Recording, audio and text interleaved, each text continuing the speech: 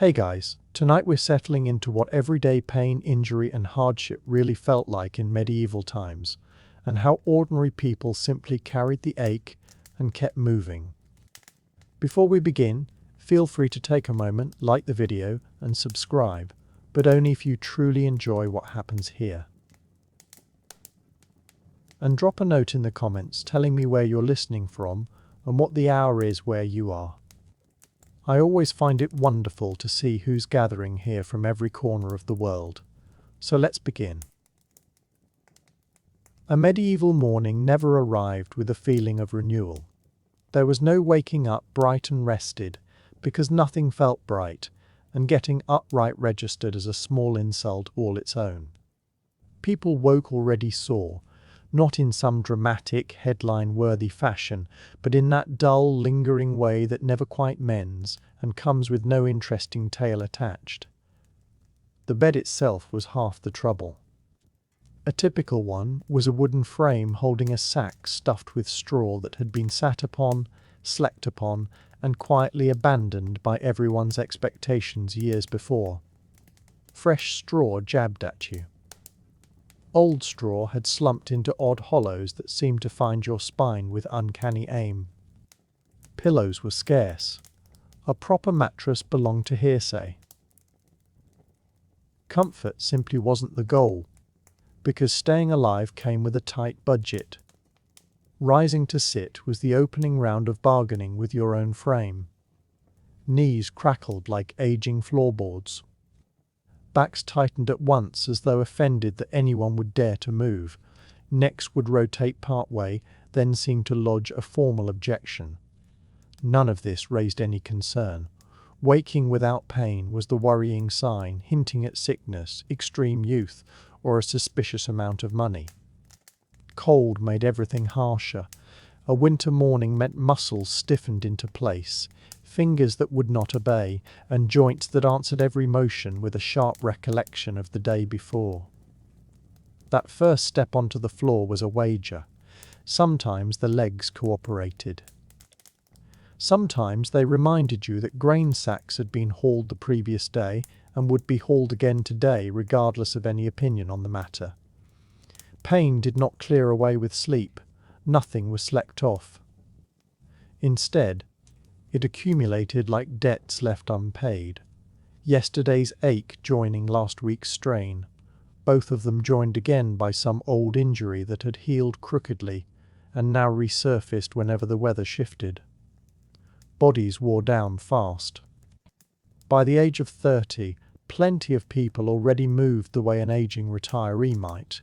Even so, no one lingered under the covers. Staying down did nothing to ease the soreness. It only postponed the labour. Animals had to be fed, fires had to be kept alive. The fields waited without hurry. Pain earned no exemption. It was just the ordinary condition of things. There wasn't even a phrase for lasting pain. There was only living. No one asked how you felt, because the answer was plain. Of course it hurt. It hurt for everyone. The only genuine question was whether you could still get to your feet and continue. So a medieval morning didn't open with warmth or encouragement.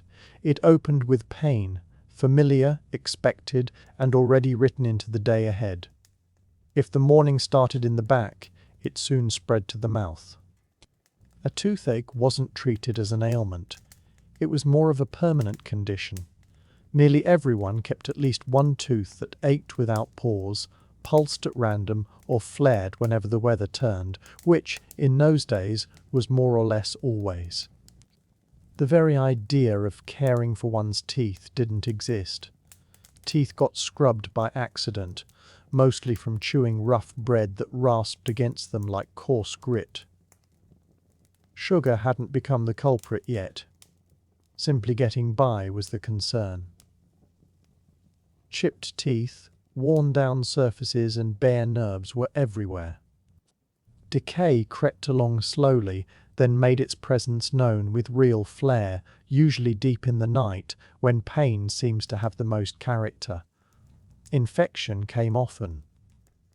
Swellings gathered beneath the jaw, lending faces a look of permanent irritation. Fluid drained away. The pain reached into the ear, the eye, and something deeper still. Yet people kept going because setting work aside over a sore tooth struck everyone as thoroughly impractical. You could still walk. You could still lift. Therefore you were fine. Remedies did exist, in a sense. Herbs were chewed. Cloves were pressed against the tender spot. Strong drink was applied liberally, both to the mouth and to the sufferer. When the pain grew past bearing, pulling the tooth became the answer, carried out by barbers, blacksmiths, or anyone bold enough to keep a pair of pliers. The only relief on offer was holding still and reconsidering your choices. Sometimes the tooth lifted out neatly. Sometimes it broke apart. Sometimes the infection spread. This was regarded as regrettable, but hardly astonishing. Some risk simply came with the territory. Complaining changed nothing, and pain was meant to be borne in silence, ideally without troubling anyone nearby. Losing teeth early was ordinary. Gaps carried no shame, they were assumed. A complete row of teeth actually looked suspect, suggesting either youth or some special heavenly favor. By the middle of life, most people had gaps, warm stubs, or teeth that technically remained but did nothing beyond announcing that they were still there. And the ache never truly ended. It softened. It receded. It fled with no warning. People learned to chew on one side, to steer clear of certain textures, to accept that sudden jolts were simply part of eating. A meal wasn't about delight. It was about nourishment and careful arrangement. In that world, tooth pain wasn't something you resolved. It became a part of who you were. After waking sore and enduring a mouth that felt outright unfriendly, a medieval person set their feet on the ground, and the trouble carried straight on. Feet were the quiet workhorses of it all. They bore the whole body everywhere, day after day, across ground that ranged from frozen mud to broken stone, and earned no thanks in return. Shoes, where they existed, were thin, unyielding, and shaped more like a jab than actual footwear. They offered no padding, no support beneath the arch, and no sense of left or right. Many were passed down, mended over and over, and only loosely matched to the foot they held. Covering long distances in them wasn't exercise. It was a slow truce between skin, bone, and regret. Blisters were a fixture. They rose, opened, crusted over, and split again in a tidy loop that never closed. Cuts from stones and frozen ruts were common enough, as were bruises from dropped tools, from livestock stepping where they oughtn't, and from ordinary life. None of it counted as injury. It was simply what came of using your feet to survive. Winter made it worse. Cold seeped through thin leather and split seams, numbing the toes until they burned, then burning until they numbed once more. Frostbite was no rarity. It arrived with the season. Losing feeling in your toes was anticipated. Losing the toes altogether was unlucky, though not shocking. Limping through the cold months was ordinary. Limping for good was a kind of landmark. Infection lurked beneath everything. Open sores met dirt. Washing was slight. Painful swelling and redness went unnoticed until they made walking impossible, and even then people often carried on. A foot that hurt but still functioned was counted as good enough. By adulthood, most walked with a faint limp, an uneven step, or a cautious gait built to spare themselves. This wasn't seen as a disability. It was simply being grown. Children learned early to harden their feet, to treat soreness as part of moving, and to stop making a fuss over pain that wasn't about to end them. And still, People walked without pause, to the fields, to the markets, to the churches, to the next village over. There was no other way. If your feet gave out, your world contracted in an instant. So they endured the ache, eased their pace, and pressed on. In those times, healthy feet didn't mean feet without pain. They meant feet that still worked, in spite of all that was asked of them. Medieval pain wasn't always sharp or theatrical. Often it was low, steady, and settled right in the belly.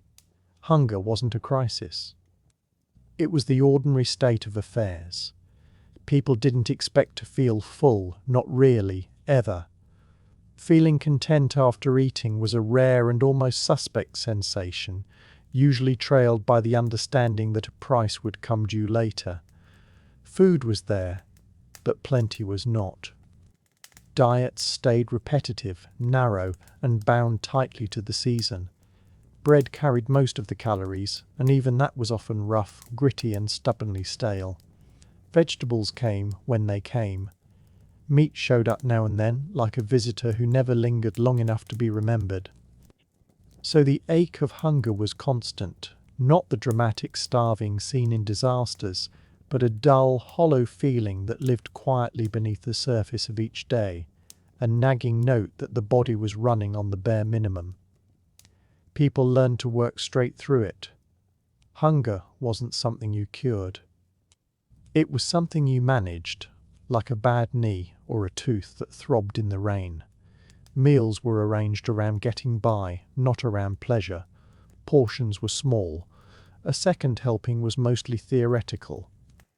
Children grew up so familiar with the feeling that it stopped reading as pain and became instead something more like thirst or tiredness, inconvenient but well known. In the hard years, hunger sharpened. A poor harvest, foul weather, war, or sickness could tip people from steady hunger into true starvation.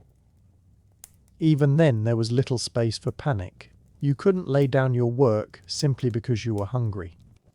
If anything, hunger often meant more work was needed, which was deeply unjust and rarely challenged. Hunger touched the body in quiet ways too. Dizziness was common, weakness was expected. People fainted on occasion and then rose again, a little embarrassed. A shortage of nourishment left bones brittle, joints tender, and healing slow. More pain stacked upon the pain already there, quietly feeding itself. And yet people found ways to cope. They drank watered ale for the calories. They stretched meals with fillers. They ate things others today would gently decline. Hunger shaped habits, priorities, even a sense of right and wrong. Waste counted as a sin, less for any moral reason than because the very thought of tossing food away caused an almost physical hurt. In that life, hunger wasn't a catastrophe. It was a companion, always near, dull, and entirely unremarkable. If hunger was the low hum beneath medieval life, back pain was the melody over it. It set in early, climbed quickly, and never truly departed. People didn't so much develop a bad back as inherit one from childhood, like an unwelcome family custom. Labour began young. Children carried water, gathered firewood, hauled baskets, and helped in the fields long before their bodies were ready for any of it. There was no notion of growing pains. Pain simply meant you were useful. If a child could lift a thing, they were expected to lift it again and again every day without a word of complaint. By adolescence, backs were already worn, spines curved forward a little from endless work, muscles thickened unevenly. Posture reshaped itself around the pain, which only produced fresh pain in turn. By adulthood, most people moved with the guarded economy of someone who had learned precisely which movements cost the least. The work itself never let up. Lifting sacks of grain, carrying heavy buckets of water balanced on yokes, breaking frozen soil, threshing, harvesting, stacking, loading. All of it meant bending, twisting, lifting, and holding weight in the least helpful positions imaginable. And there were no breaks in the modern sense. You stopped when the light gave out or when your body flatly refused to continue, whichever came last. There was no treatment, no stretching routine, no thoughtful advice on posture. If your back hurt, you shifted your grip, moved the load, or leaned a bit to one side and hoped that would settle it. Sometimes it did. Often it didn't. A bad back wasn't diagnosed. It was noted briefly and then set aside. Serious injuries did happen. Slick discs, crushed vertebrae, pulled muscles that never mended properly. People worked through them because not working wasn't a choice. Someone who couldn't lift became a burden, and being a burden was more dangerous than any amount of pain.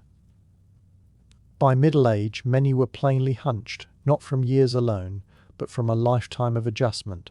The spine learned to bend in order to guard itself. Pain set the posture. Pain governed the movement. Pain became the silent architect of the medieval body. And yet none of this struck anyone as strange. A straight, painless spine was never the aim. Usefulness was. If a person could still lift, stoop, and labour, however haltingly, they counted as well. In the medieval world, an aching back wasn't an ailment. It was evidence that you had lasted long enough to earn one. Injuries in that era rarely announced themselves loudly. They crept in, made themselves comfortable, and stayed.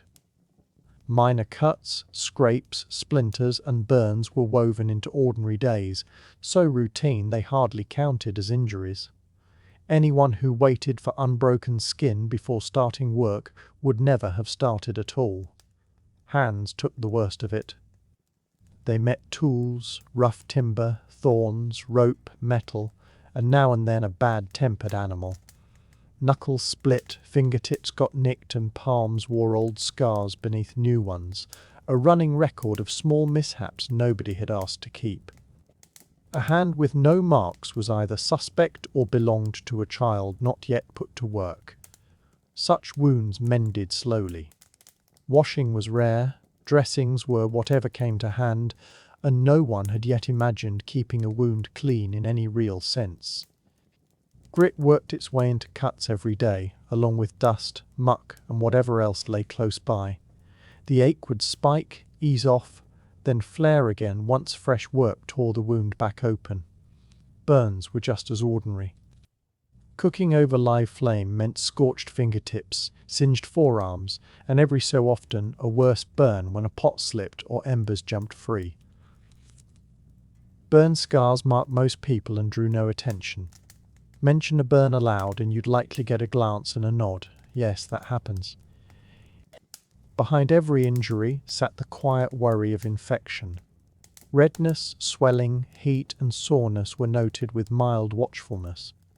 As long as the wound still let a person move, it went ignored. Only when a limb quit working did real fear arrive, and by that point help usually came too late. Amputation was possible, but it was extreme, hazardous, and frequently deadly on its own. Most wounds simply hung on. They scabbed, split, scabbed once more, and gradually laid down scars that toughened the skin and deadened feeling. The pain never truly left, it just grew familiar. People came to know which cuts bit harder in the cold, which stung when wet, and which must never be knocked.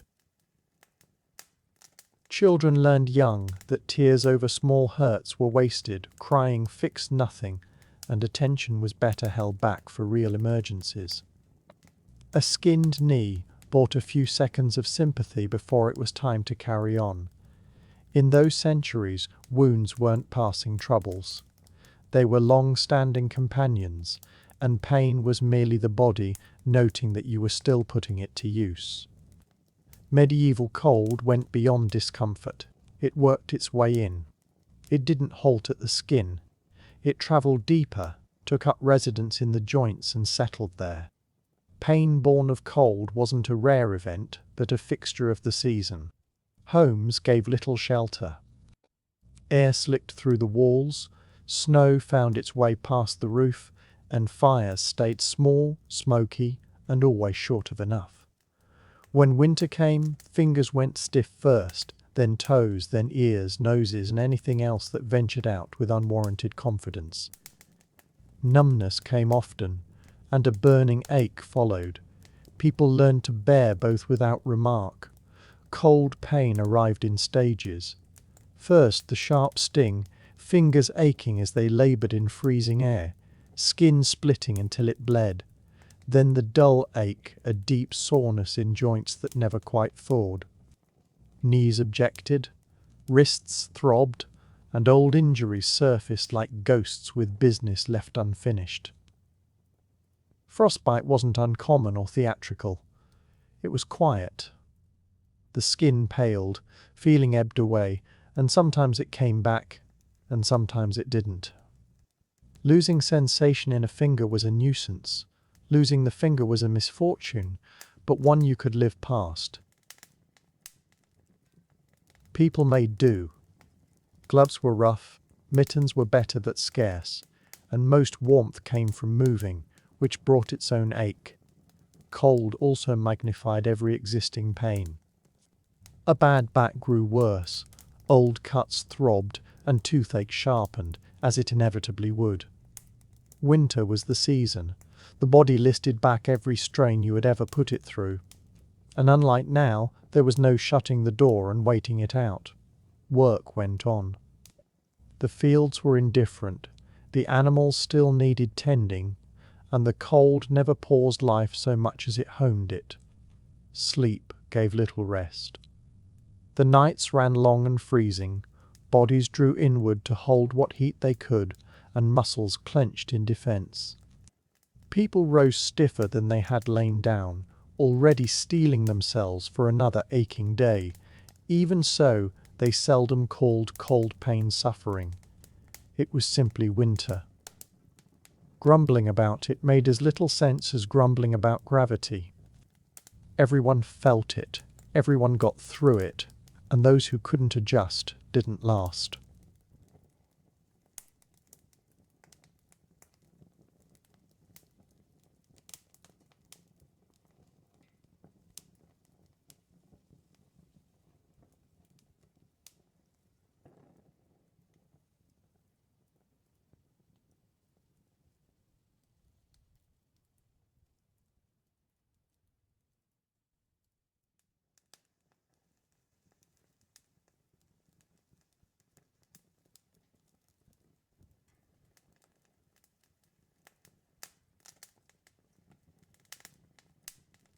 For medieval women, pain wasn't an occasional caller.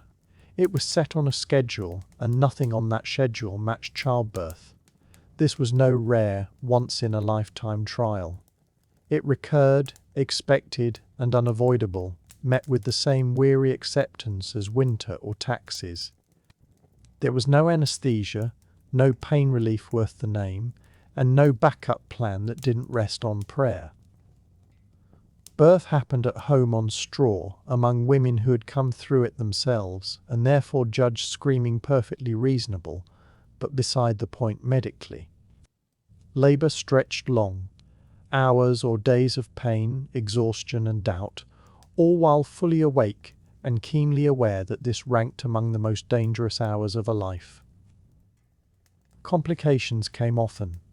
Heavy bleeding, infection, tearing, all counted as ordinary risks. Survival was never assured, and everyone present understood that. Yet none of it was cast as remarkable suffering. It was cast as fate. Women were expected to bear childbirth as men were expected to bear war or heavy labour. Pain belonged to duty, and complaint made it no shorter, no safer, and no less deadly, so there was little sense in it. What came after was no gentler. Recovery was brief or absent altogether. Within days, sometimes hours, women were on their feet again, tending fires, feeding animals, minding other children. The body scarcely had time to register what had happened before it was told to keep working. the pain stayed on. Pelvic injuries, ongoing discomfort, weakness, and complications that never healed cleanly were common. None of these were counted as medical matters. They were accepted as the cost of survival and motherhood. A woman who moved gingerly or slowly afterward wasn't hurt, she was normal. There was an emotional weight too, though it went unspoken. Fear, grief, exhaustion, and loss were bound up tightly in silence. Infant deaths were frequent, and many women went through repeated births and repeated losses. The pain wasn't only physical, it gathered over time. Even so, childbirth stayed routine. It was spoken of plainly rather than emotionally. Guidance passed from one woman to the next, and stories were traded without theatrics. The pain was acknowledged but never placed at the center. It was borne because there was no other choice. Childbirth pain wasn't a crisis, but an expectation. And coming through it didn't mean you were mended. It meant you were needed again at once. Once childbirth was behind them, or even when it wasn't, women returned to another regular fact of daily life: menstrual pain. This was no monthly nuisance eased by rest, warmth, and medicine. It was something worked through quietly while giving the appearance that nothing unusual was going on. Privacy was barely a concept. Homes were small, shared, and busy. Work didn't halt for cramps, tiredness, or blood loss. The fields still wanted tending, food still wanted cooking, children still wanted watching. If a person was upright and breathing, they were expected to function. Pain during menstruation was common and understood, but not made room for. Cramps were expected, back pain sharpened, and weakness and dizziness came. Some women fainted. This was reckoned inconvenient rather than alarming. A person was helped up, granted a moment, then expected to carry on. Hygiene was practical rather than comfortable. Women used cloths, rags, moss, or whatever absorbent material lay to hand, and these had to be washed, reused, and kept discreetly out of sight. Leaks happened, stains happened, and shame happened. The pain was physical, but embarrassment laid its own quiet layer over it. Medical explanations ran from useless to darkly suspicious. Menstruation was often viewed as a needed release of surplus blood, and the pain was sometimes read as imbalance, weakness, or moral failing, none of which led to any useful treatment. Remedies came down to herbs, rest where possible and prayer where not, and rest was rarely possible. Women worked bent over, lifting, kneeling, carrying weight, their bodies already under strain. Menstrual pain never paused life. It folded into it, one more sensation stacked beneath hunger, tiredness, and cold. There was also no clear license to speak of it. The pain was acknowledged sideways, in knowing looks and passing remarks, but seldom aired openly. Complaining too much drew disapproval. Endurance won praise, and silence was expected. In time, women came to read their own bodies closely, knowing which days would be harder. How to pace their movements, when to push on, and when to ease off a little without being noticed. This management was self-taught and unseen. Menstrual pain wasn't medicalized, wasn't treated, wasn't centered. It was borne quietly, over and over, and without apology, because pain, like everything else, was simply part of being useful. If medieval bodies could talk, the joints would complain loudest, and they'd have every right.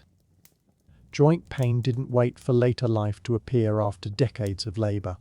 It came early, took hold, and had become a permanent fixture by the time most people reached adulthood. Medieval work was repetitive in the most punishing way. The same motions carried out thousands of times a day with no variation and no rest. Kneeling to plant, crouching to harvest, raising and lowering tools in identical rhythms, hauling loads with shoulders and hips that never got a day off. Joints had no chance to mend. They were meant to adapt or fail without fuss. Knees went first. Endless kneeling on hard ground wore them thin fast, and pain, swelling and stiffness all followed as a matter of course.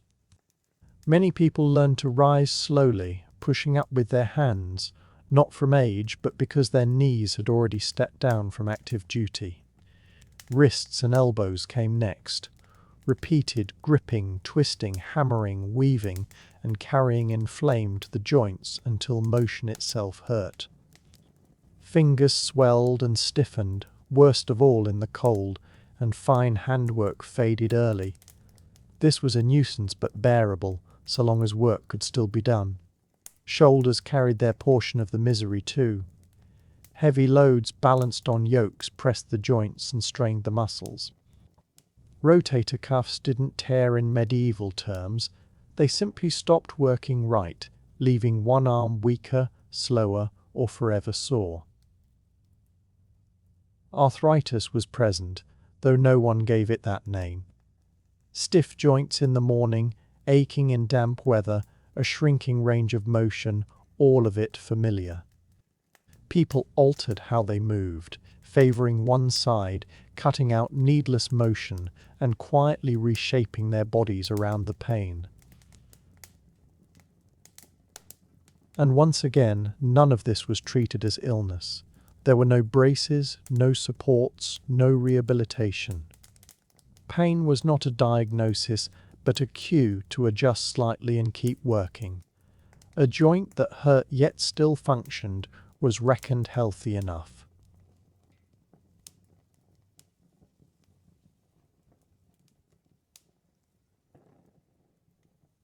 By middle age, many people moved with careful economy, no wasted gestures, no sudden motions, every action shaped to keep pain to a minimum. This wasn't caution, it was experience. Joint pain wasn't a warning, it was confirmation that you had worked, survived, and were still needed, even if your knees firmly disagreed. Being sick in medieval times didn't automatically mean stopping. It meant carrying on, only more slowly, more painfully, and with a faint sense that things might worsen before they turned fatal. Illness wasn't a rest from daily pain, but simply one more layer set on top of everything else. Fevers were common. Coughs dragged on for months.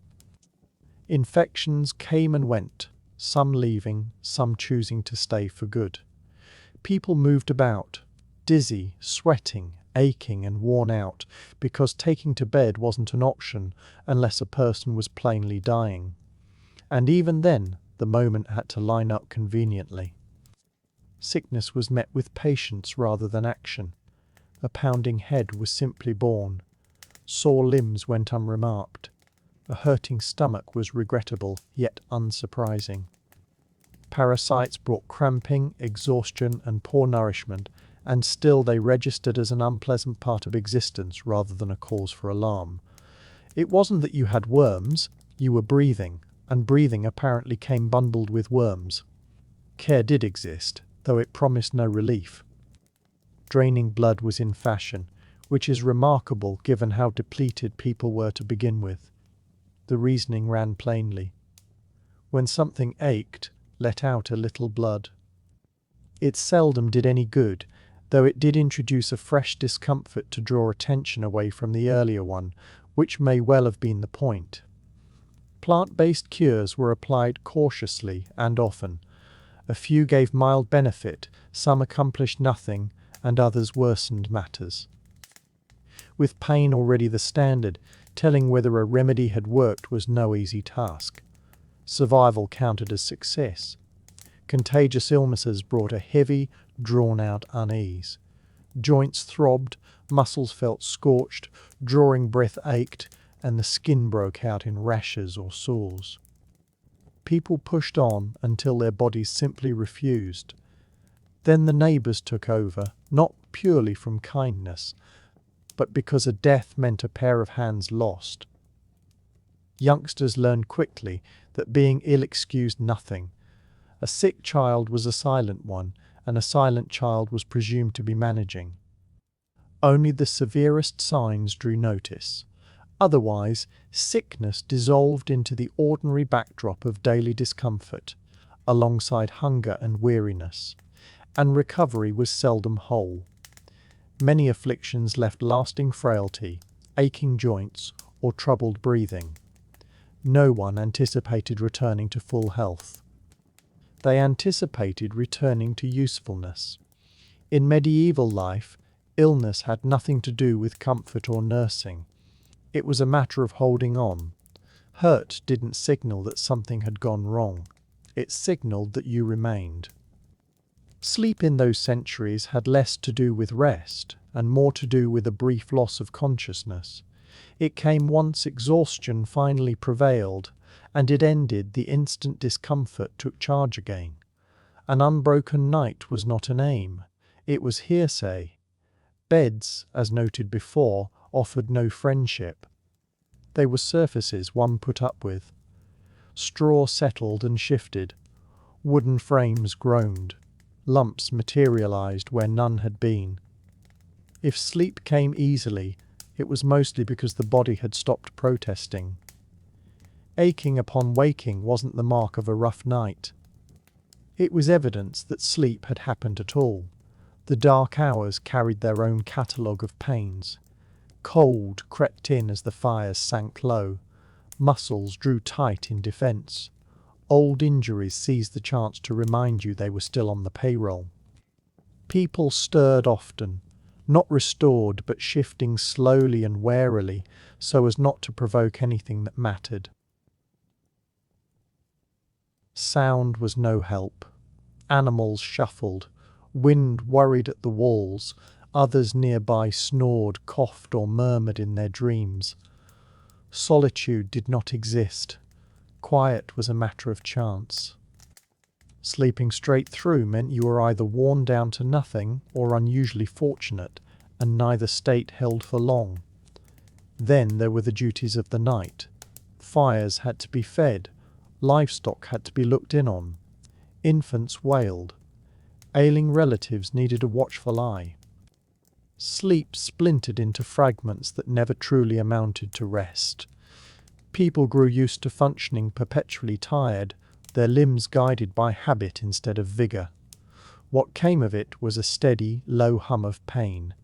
Headaches from broken sleep, sore muscles from unfinished healing. Joints that grew stiffer for want of proper rest. Tiredness sharpened every other ache. Hunger bit harder. Cold reached deeper. Injuries complained more loudly. The notion of sleep hygiene did not exist. No counsel on posture, on pillows, on keeping to a schedule. The body coped the only way open to it, by asking for less. People learned to keep going while worn out, to move less, to hoard their energy without thinking, to take exhaustion as the ordinary starting point. Children came up watching adults live this way and took it for normal, because it was. No one looked forward to feeling rested. They looked forward to feeling steady enough to press on. In medieval life, sleep did not renew. It was survival, pressing pause. And rising sore was no failure. It was proof another night had been outlasted. Medieval people drew no line between the pain of the heart and the pain of the body. There was no tidy split between what troubled the flesh and what troubled the mind. It all came at once, knotted together, and usually took up residence somewhere in the chest or the belly. Strain never let up. Getting by depended on weather, on crops, on health, and on the tempers of those who held blades and power. Worry wore no name of its own. It arrived as clenched muscles, thin breathing, headaches, stomach cramps, and a lingering conviction that something dreadful was likely near. Because frequently it was. Loss was everywhere. Death held no rarity and delivered no shock. It was ordinary. Children passed. Partners passed. Friends slipped quietly away. People grieved, but not for long. There was labour waiting, mouths to feed, and no room for a lengthy collapse. Grief went unprocessed. It was simply shouldered, and the shouldering ached. Fear, too, lodged in the body. Fear of famine, of sickness, of punishment, of losing the little one held. It surfaced as set jaws, knotted shoulders, restless nights, and stomach troubles that never quite cleared. Medieval people didn't call themselves anxious. They said they felt poorly, heavy, or spent. Sorrow went unspoken. Voicing inner pain too plainly was thought self-indulgent or disruptive. Strength meant silence, so feelings stayed within, where they did what neglected feelings always do. They found their way out through the body. Headaches were widespread. A tight chest was widespread. Stomach pain with no clear source was widespread. None of it was named as a condition. It was taken as part of being human. If you could still labour, the pain was reckoned bearable. Faith shaped how inner pain was understood. Suffering was often read as meaningful or as a lesson. Pain might be a trial, an instruction, or a nudge toward humility. This made it hurt no less, but it lent it a shape which now and then counted for more than any cure. People endured quietly through routine, through repetition, through modest comforts, warmth by the fire, familiar food, familiar faces. No one presumed to be happy. There was only steadiness. And steadiness was rare and prized. In medieval life, inner pain made no grand entrance. It showed itself in the body, quietly, without pause, and like every other ache, it was carried onward because halting was not among the options. In medieval society, pain wasn't merely put up with, it was assumed. Beyond that, it was frequently cast as worthwhile. Bearing pain without a word was taken as a mark of strength, of discipline, of good character.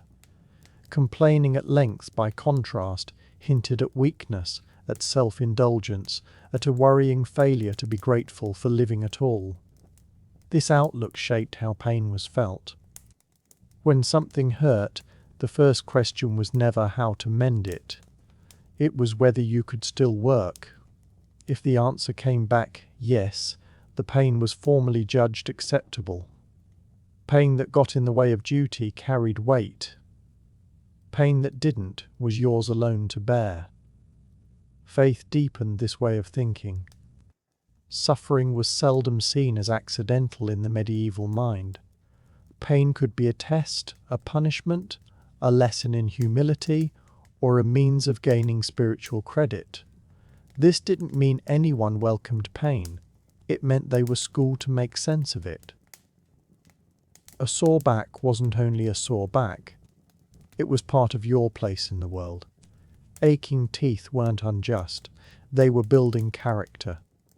And this framework, it turns out, carried real consequences. People were slower to reach for relief even where it was at hand. Setting aside time to rest could feel morally shaky. Weathering discomfort became a habit, then a virtue. No one wished to be labelled a person who ducked work over pain. That name clung to you. Communities upheld these expectations in quiet ways. Praise flowed to those who toiled through illness or injury. Sympathy was short and came with conditions. Aid was given, but only until the person could rise again. Lingering weakness unsettled others. Pain was meant to pass, even when it didn't. Children took in these values young. They learned that skinned knees were nothing, that tiredness was beside the point, that holding one's tongue in the face of discomfort was what growing up looked like. By adulthood, most had absorbed the belief that pain was simply part of doing what had to be done. This did not render medieval people unfeeling or harsh. It rendered them practical. Life demanded endurance, and endurance demanded recasting pain as ordinary rather than as cause for alarm. Accepting pain took the edge off fear. Fear squandered energy. In medieval life, pain wasn't always a problem awaiting a solution. It was a condition to be outlasted, a sign you were filling your role, however uncomfortable that role turned out to be. By the close of a medieval life, pain wasn't something that befell you. It was something you bore along with you, like a tool, a scar, or a familiar ache that needed no explaining anymore. Pain was the fee for carrying on, and most people settled it daily without any fuss. Medieval people did not look for their bodies to feel good. That hope simply wasn't there. A day without pain wasn't a mark of health. It was cause for suspicion. It suggested you hadn't worked hard enough, hadn't lifted enough, hadn't borne enough. Comfort proved nothing. Endurance did. Bodies broke down fast. By what we'd now call middle age, many moved with caution, said less about their aches, and saved their energy by instinct. They kept quiet because speaking out altered nothing. Pain was predictable. It came with work, with cold, with hunger, with illness, and with time.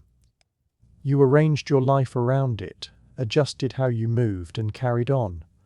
What stands out isn't that medieval people suffered, it's that they made it so completely ordinary.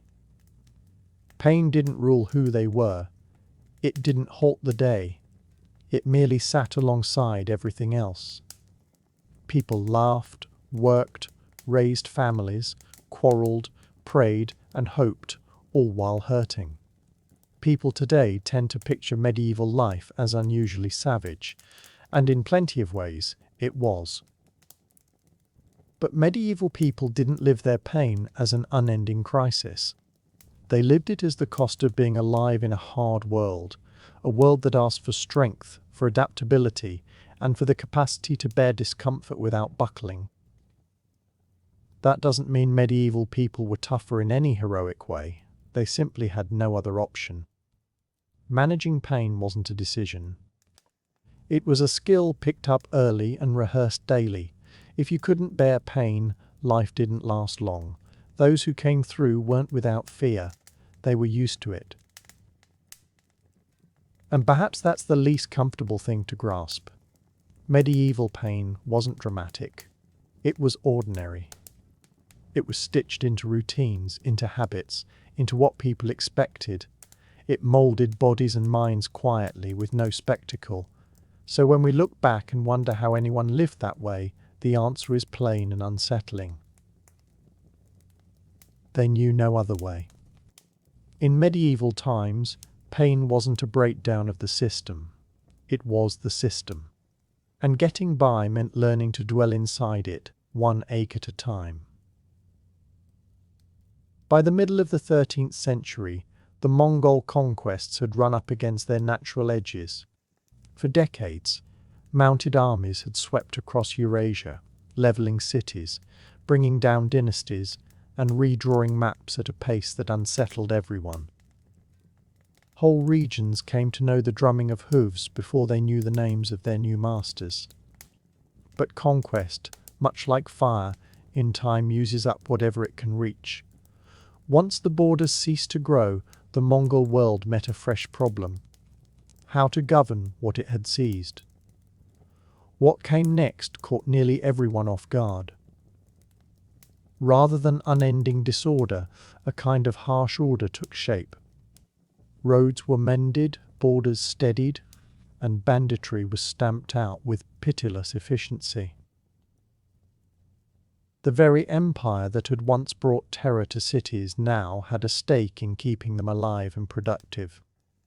Trade routes that had been perilous for ages became all at once safer than they had ever been. Merchants who had once travelled bristling with weapons now moved under the shelter of Mongol law, carrying silk, spices, silver, and ideas across thousands of miles. This was not peace as we would think of it. Executions were swift, penalties were severe, and rebellion was answered with total destruction. Yet within those grim limits, predictability held sway. The Mongols prized order over sentiment. So long as taxes were paid and loyalty kept, everyday life could go on with little interference.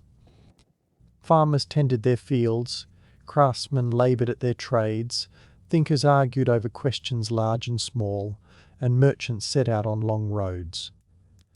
Set against the splintered conflicts of the centuries before, this steadiness seemed almost too good to be true. The Mongol rulers grasped a truth that eluded most medieval governments. An empire survives or perishes on how well its parts can speak to one another. They constructed and extended an enormous network of relay roads and stations, so that couriers could span whole continents in a matter of days rather than long months. Commands went out from the imperial heart, and reports came back with equal swiftness. For the first time, Eurasia behaved like one connected political zone, however loosely bound. Fear had not vanished naturally. The wreckage of conquest lay close in living memory, and Mongol power leaned on a silent reminder of what befell those who defied it. But no throne stands on fear alone. What genuinely marked this age was usefulness. The Mongols paid no mind to which gods a person honoured, which tongue they spoke, or how they dressed, so long as the machine kept running. That very disinterest, oddly enough, opened room for exchange. The tempest had blown over. Where ruins might have stood, there were now roads. Where armies had marched, there were caravans, and across much of Eurasia there stretched a century-long lull in large wars. It was a tense quiet, founded on violence, and held in place by force, yet quiet all the same. And inside that quiet, the world began stirring in fresh directions.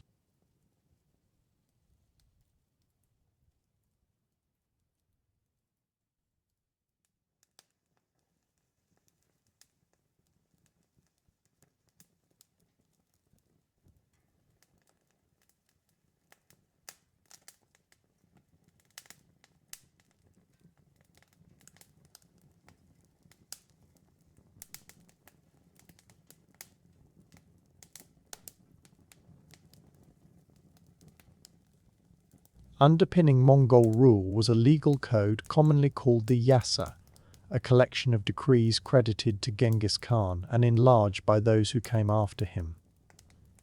It was neither soft nor particularly adaptable, but it was steady. And in a medieval world where justice so often hinged on the local lord, on bribery or on birth, mere steadiness was something close to a revolution. An offence under Mongol authority counted as an attack on the whole apparatus. Theft, robbery on the roads, and fraud met with severe punishment, frequently death. This was not cruelty pursued for its own sake. It was strategy. A merchant needed to believe his wares would arrive at faraway markets untouched. A courier needed the certainty that he could cross mountain and desert without being waylaid. The Mongols saw that fear, applied with precision, could stamp out the routine violence that choked commerce everywhere else. Local elites were, for the most part, kept where they were, provided they went along. Governors, princes, and city officials went on governing their people, but now they reported upward to Mongol masters. This softened resistance and let regional customs persist while final authority stayed firmly at the centre. A region that paid its dues and obeyed imperial commands was mostly left to itself. One that refused met a response both swift and long remembered. Among the most remarkable traits of Mongol administration was its tolerance in matters of faith. Where many medieval empires pushed hard to convert, the Mongols showed scant interest in the beliefs of their subjects. Buddhists, Muslims, Christians and shamans all sheltered beneath the same imperial roof. Religious figures were often spared certain taxes, not from tenderness, but because stability counted for more than doctrine. A population at prayer was simpler to govern than one in revolt. The price of this stability, though, was submission.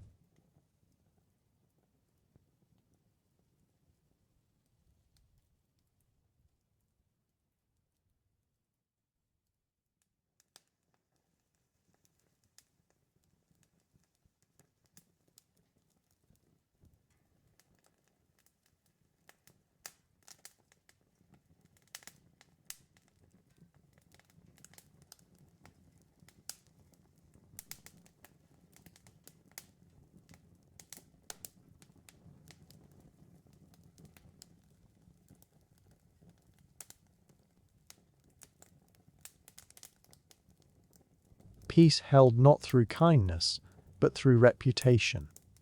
Still, for those content to bow to Mongol authority, the gains were real. Safer roads, laws one could predict, an entry into an economy that spanned a continent reshaped ordinary life. It was a peace kept by the blade, yet for many it was better than the ceaseless local feuds of the past. Order carried a cost. Most people paid it without complaint and got on with their days. If the Pax Mongolica had a spine, it was motion. Goods, people, messages and ideas moved across Eurasia with a speed and dependability that would have seemed unthinkable 100 years before. The Mongols did not invent long-distance trade, but they perfected the guarding of it.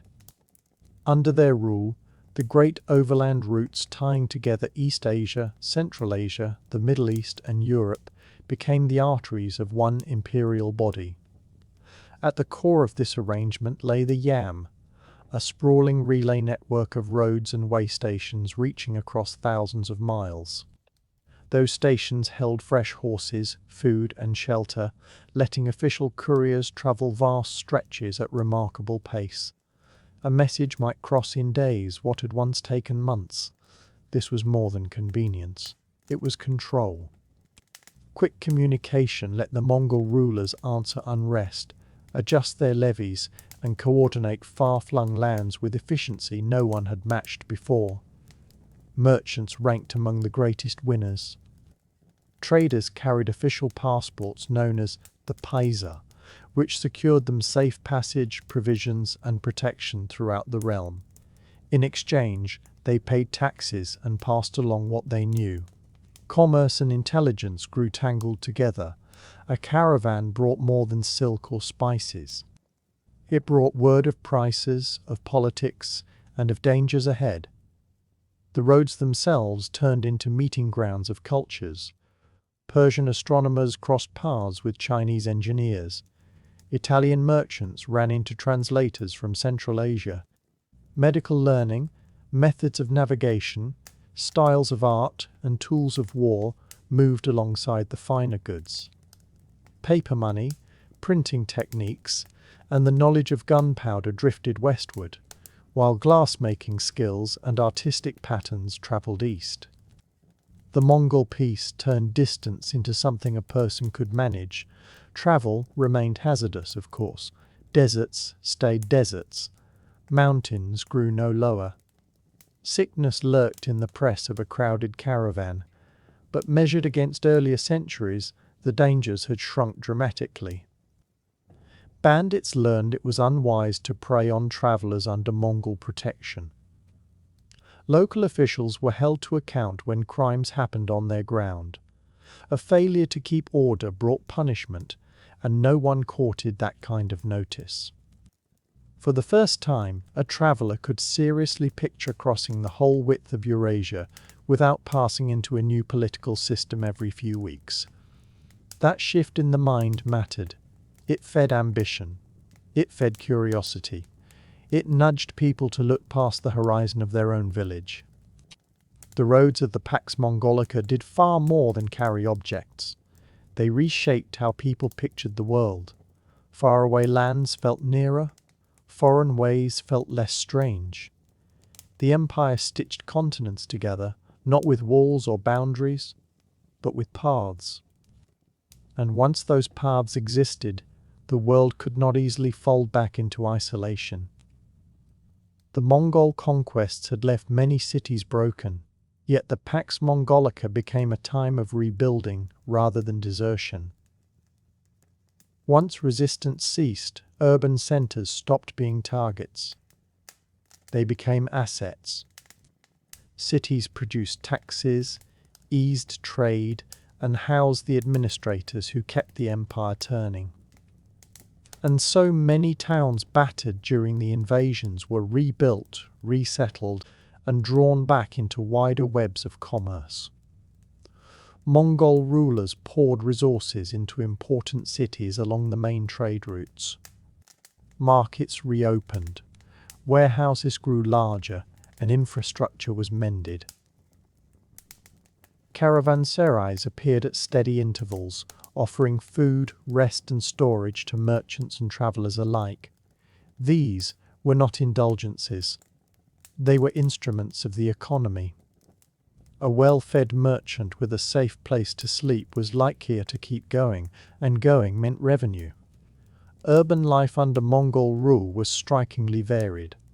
Cities turned into melting pots where languages overlapped and customs mingled. A single marketplace might hold Chinese silk sellers, Persian financiers, Armenian craftsmen, and Italian traders, all working within one legal framework. The Mongols themselves often held themselves apart, preferring to rule at one remove through local officials while making sure taxes flowed up and order held. That variety reached into the trades as well. The Mongols deliberately shifted skilled workers around the empire. Engineers, physicians, artisans and scholars were moved, at times against their will, to wherever their skills served best. A Chinese siege engineer might find himself in the Middle East. A Persian doctor might end up in Central Asia. This shuffling carried technical knowledge at a pace never seen before, though it came at the price of personal freedom. Cities gained, too, from the Mongol stress on documentation and record-keeping. Census-taking grew more methodical. Tax categories were made uniform. Urban populations were counted, sorted, and watched. This tightened control, but it also curbed arbitrary demands. People knew what was asked of them, and predictability once again proved its worth. Not every city prospered alike.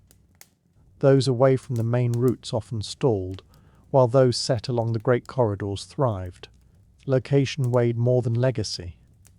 A well-placed town could rise fast, while an ancient city could dim if it no longer met imperial needs. Under the Pax Mongolica, cities became engines of exchange rather than fortresses of mere survival. Walls still stood, but trade counted for more than defense. In these urban spaces, the Mongol peace turned tangible, not as an abstract policy, but as daily motion, noise, and bargaining. The Pax Mongolica did more than shift goods and people. It quickened the movement of ideas. With roads made safe and borders settled, knowledge travelled with an ease no one had known. Scholars, artisans, missionaries and physicians covered great distances, carrying methods and theories that would quietly remake societies far from where they began. The Mongols never set out to spark an intellectual flowering, but by clearing away the obstacles, they made one possible. Technologies born in East Asia began to spread widely. Paper making pushed westward, changing how information was set down and kept. Printing methods came after, slowly reshaping who could reach a text. Knowledge of gunpowder migrated beyond its Chinese roots, first as a curiosity, then as a military innovation that would in time transform warfare. Even modest inventions like better stirrups, saddles, and navigational tools had outsized effects once shared across cultures. Medical learning flowed along these routes as well. Islamic physicians traded ideas with Chinese doctors, blending herbal remedies, surgical methods, and theories of diagnosis. Hospitals and medical texts gained from this cross-pollination, though understanding stayed bounded by the science of the age. Astrology, astronomy, mathematics, and geography all saw similar exchanges as scholars compared their models of the heavens and refined their measures of time and space. Religion travelled freely too. Buddhist monks, Muslim scholars, Christian missionaries, and Nestorian priests moved through Mongol lands in relative safety. The empire's tolerance let debates and conversions unfold without the state stepping in at once. Some travellers hoped to win souls, others merely wrote down what they saw. Their accounts introduced distant cultures to one another, sometimes faithfully, sometimes through layers of misunderstanding. Yet this openness carried a darker side.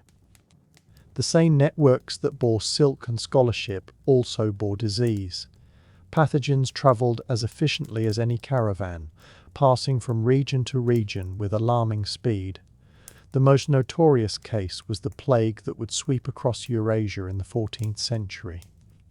The Mongol trade routes did not cause it, but they let it spread faster and farther than ever before. The Pax Mongolica thus became a two-edged blade.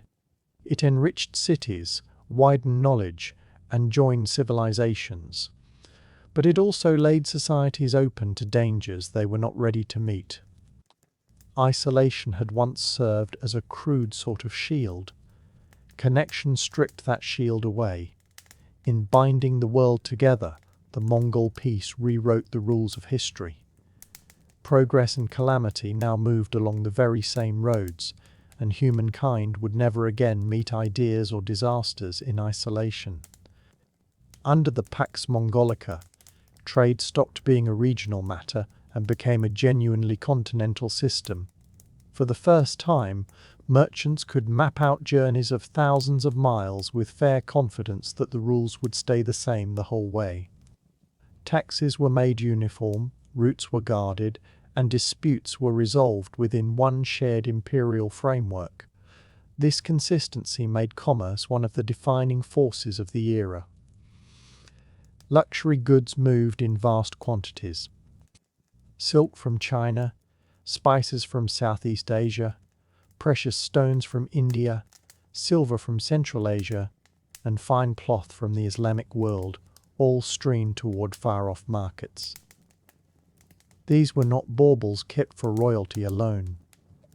A rising merchant class took shape, wealthy enough to sway local politics and culture. Wealth from trade began to rival the ownership of land as a wellspring of power. The Mongol state threw its weight behind this system. Merchants were granted legal privileges and, in some instances, outright partnerships with Mongol elites. The empire put money into caravans, shared in their risks, and even made good the losses of traders under certain conditions. Commerce was more than something the empire simply put up with. Officials actively promoted it as one of the load-bearing columns of imperial order, since a thriving merchant translated directly into a healthier flow of taxes. From this encouragement came a wave of financial invention. Systems of credit widened, so traders could borrow and place investments across enormous distances. Written notes that stood in for coin cut down the need to haul heavy chests of metal from place to place, which reduced danger and quickened every deal. Wealth grew steadily more abstract, loosened from any single physical location. Habits like these quietly prepared the foundations for the global money systems that would arrive centuries later. Trade also rearranged the shape of society itself. Towns positioned along the great routes swelled into mixed worldly centres, while the countryside came to grow and produce goods for buyers far away rather than for the neighbours down the road. Craftspeople reshaped their wares to suit foreign eyes. Ways of dressing, tastes in food, and patterns of ornament mingled together as one culture rubbed against another through the ordinary work of buying and selling. And yet the whole arrangement rested on Mongol strength. Safety here was imposed rather than bargained for.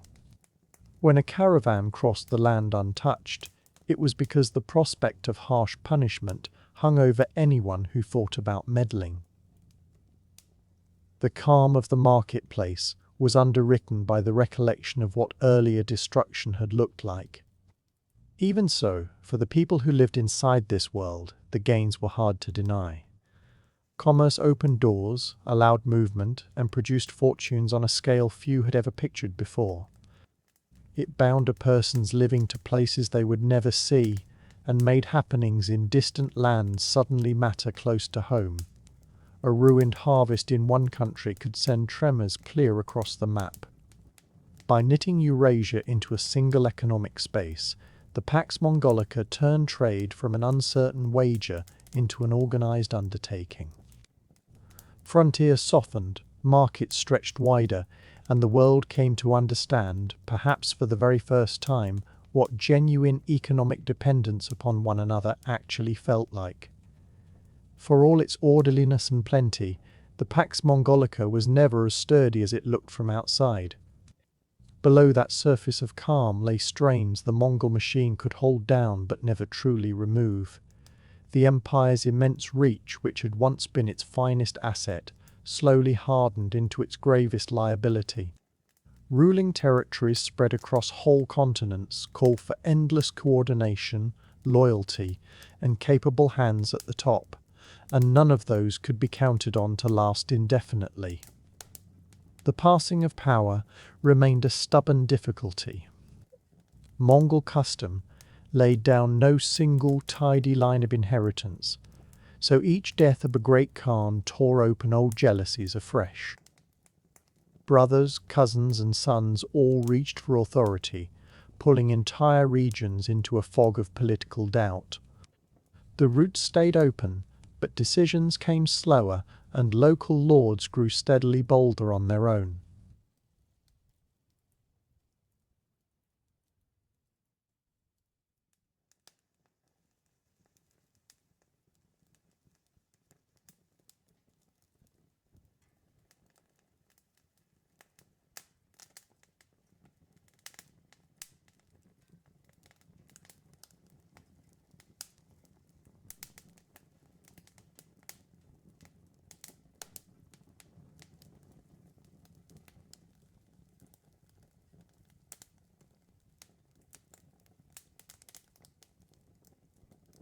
Keeping up the roads, the relay posts, and the patrolling soldiers demanded money and shared effort. As the centre lost its grip, that funding thinned. Dishonesty slipped in. Local administrators answered to fewer people, and the enforcement of order grew patchy from one place to the next. Merchants still set out, but their confidence began to wear thin. Increasingly, whether a road was safe came down to where it ran rather than how far the empire's arm could reach. Pressures from the natural world piled onto the rest.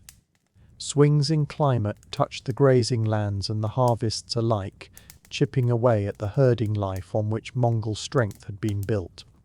Shortages of food and other resources sharpened the frictions within, especially among elites who had grown used to having enough. An empire founded on movement faltered. Once movement itself became harder to keep up. Sickness deepened every one of these troubles.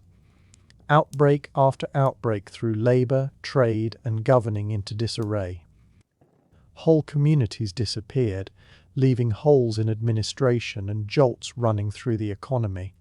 The very interconnection that had once poured out prosperity now spread instability just as widely. When a single region stumbled, the rest felt it almost at once. And perhaps most telling of all, fear simply stopped working as the years wore on. The memory of that early Mongol devastation dimmed with each new generation.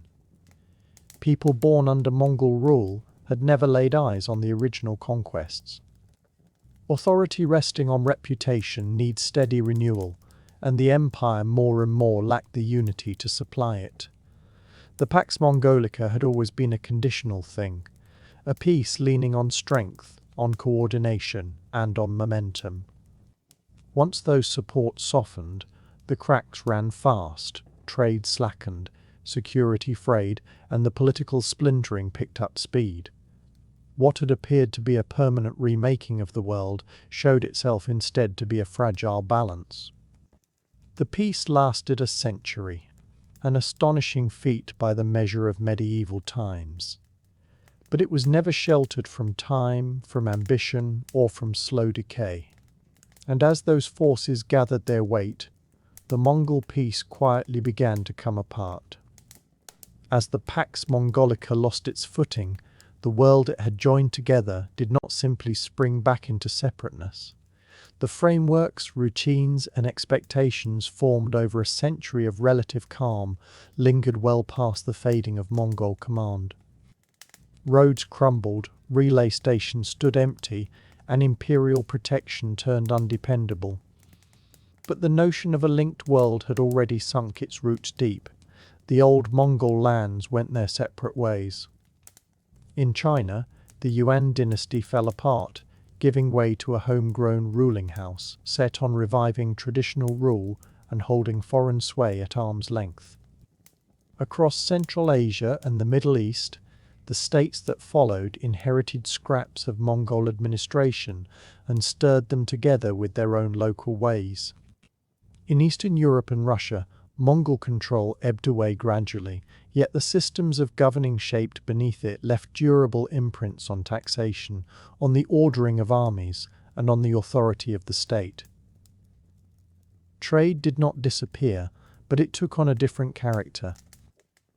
Long-distance dealing grew riskier and more broken up, as borders stiffened and old conflicts flared again. Traders adapted by leaning more on sea lanes, above all through the Indian Ocean and the Mediterranean. In this way, the unravelling of the Pax Mongolica gave an unintended push to the rise of the seaborne trade networks that would come to shape the early modern age. The passing of knowledge slowed too, but it did not halt. Texts rendered into new languages during the Mongol years kept circulating. Techniques carried across Eurasia were reworked and refined wherever they landed.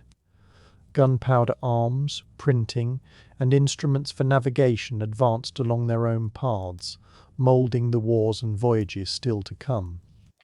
The intellectual current stirred up during the Mongol peace proved stubbornly hard to put out. In matters of rule, the recollection of imperial unity became at once a warning and a source of inspiration. Rulers saw the merits of centralized power, of uniform law, of trade kept safe. Later empires, from the Ottomans to the Ming, quietly borrowed pieces of Mongol practice, often without ever naming where they came from. The notion that stability might be pressed across many different peoples was no longer just a theory, it had been shown to work. The human toll, however, stayed plainly in view. Lands emptied by war and plague needed generations to fill again. Whole communities had been moved or wiped away. The rewards of connection had arrived hand in hand with losses that could never be undone. History held on to that reckoning. The close of the Pax Mongolica marked a passage rather than a ruin. The world went on ahead, carrying both the gifts and the wounds of that century. The Mongol peace had revealed what became possible when distance lost its grip, and what could follow when one system bound too much of the world together at once. The Pax Mongolica holds a strange spot in the record of the past. It did not spring from any dream of harmony or fellow feeling, but from conquest, from fear, and from unbending power. And yet its after effects reshaped the world more deeply than many an empire raised on loftier claims. For roughly 100 years, Eurasia worked as a single connected system, splintered politically at its edges, but bound in practice by movement, by exchange, and by an imposed steadiness. What set this peace apart was not its virtue, but its sheer size. Never before had so much ground operated under one framework of safety and law. Never before had a merchant, a scholar, or a wanderer been able to cross whole continents with such reasonable regularity. The Mongols did not blot out cultural differences. They simply stepped around them. Tongue, faith, and custom counted for less than obedience to the system. That indifference, hard as it was, opened room for meeting rather than shutting people out. The Pax Mongolica also laid bare a basic truth about globalization long before there was a word for it. Connection magnifies everything. Wealth travels faster. Ideas breed more quickly. So do instability, disease, and inequality. The Mongol world made plain that integration is mighty yet fragile. When the central force gives way, the fallout ripples outward every bit as efficiently as prosperity once did. Those who came after would wrestle with how to read this inheritance. Some recalled only ruin, tying the Mongols to fire and slaughter. Others saw the deeper turning, a moment when the world briefly acted as one shared stage. Both readings hold. The peace made exchange possible precisely because it came on the heels of unmatched violence. The roads were safe because resistance had been broken. Still, history does not weigh results by intention alone. The Mongols never set out to speed the spread of technology, remake global trade, or ready the ground for empires and explorations to come. They did all of it regardless. Europe's slow waking to the wider world, Asia's widening networks, and the eventual rise of global commerce all bore faint marks of this century of motion. When the Pax Mongolica ended, the conditions that had held it up vanished. But the memory of what had once been possible did not. The idea that continents could be joined, that knowledge could travel freely, and that distance could be overcome had lodged itself in human imagination for good. In that sense, the Mongol peace never really vanished. It lived on as an echo, quiet, unsettling, and transforming, a reminder to the world that even the harshest empires can leave behind unexpected roads forward. Long before there were permanent theatres, written scripts, or playwrights with names, performance was threaded straight into the work of survival. Among the earliest civilizations, to perform was not to amuse anyone, but to take part in the unseen forces believed to steer the world. Movement, rhythm, voice, and costume served as instruments for speaking with gods, ancestors, and the powers of nature. A performance was not a thing to be watched, it was a thing to be entered. In prehistoric and early historic communities, shared rituals tended to trace the turning of the natural cycles, harvests, floods, eclipses, births, and deaths. Such moments cried out for explanation and for some measure of control, and performance answered that call. Chanting drew breathing and belief into one rhythm. Dances imitated animals, storms, or the wheeling of the heavens. Masks wiped away the individual, letting the wearer turn into a spirit, a deity, or a mythic forebear. The aim was transformation, not applause. No firm line separated the one who performed from those who looked on. Everyone present carried a share of responsibility for whether the ritual succeeded. If the rain held off or sickness took hold, the failure belonged to all of them. Performance acted as a kind of social glue, strengthening shared values, shared fears, and shared hopes. To hold back from taking part was not boredom, it was defiance. These early performances were political as well, even before formal states had come into being. Leaders often stood at the head of rituals, casting themselves as go-betweens linking the human and the divine. Authority was reinforced through spectacle. When a chief led a ceremony or put on sacred regalia, power turned visible, embodied, and beyond question. Performance taught people exactly where they stood within the order of things. Memory carried real weight here. With writing far from widespread, stories were kept alive through repetition and dramatization. Myths were not recited in a flat voice. They were acted out anew. Heroes were embodied. Battles were danced. Moral lessons were sung into the body rather than set down on a page. Performance was schooling, history, and theology all folded together. Above all, these early forms of performance were shared experiences of feeling, where fear, grief, joy, and hope found expression out in the open and through ritual rather than in private silence. The community learned to feel as one in a world that had no theatres yet. Performance asked for no architecture. It asked for belief, for bodies, and for rhythm. Only later would performance break away from ritual and become something to observe rather than to inhabit. But its beginnings stayed sacred, collective, and deeply human. Born not out of leisure, but out of the need to make sense of the world and to endure it.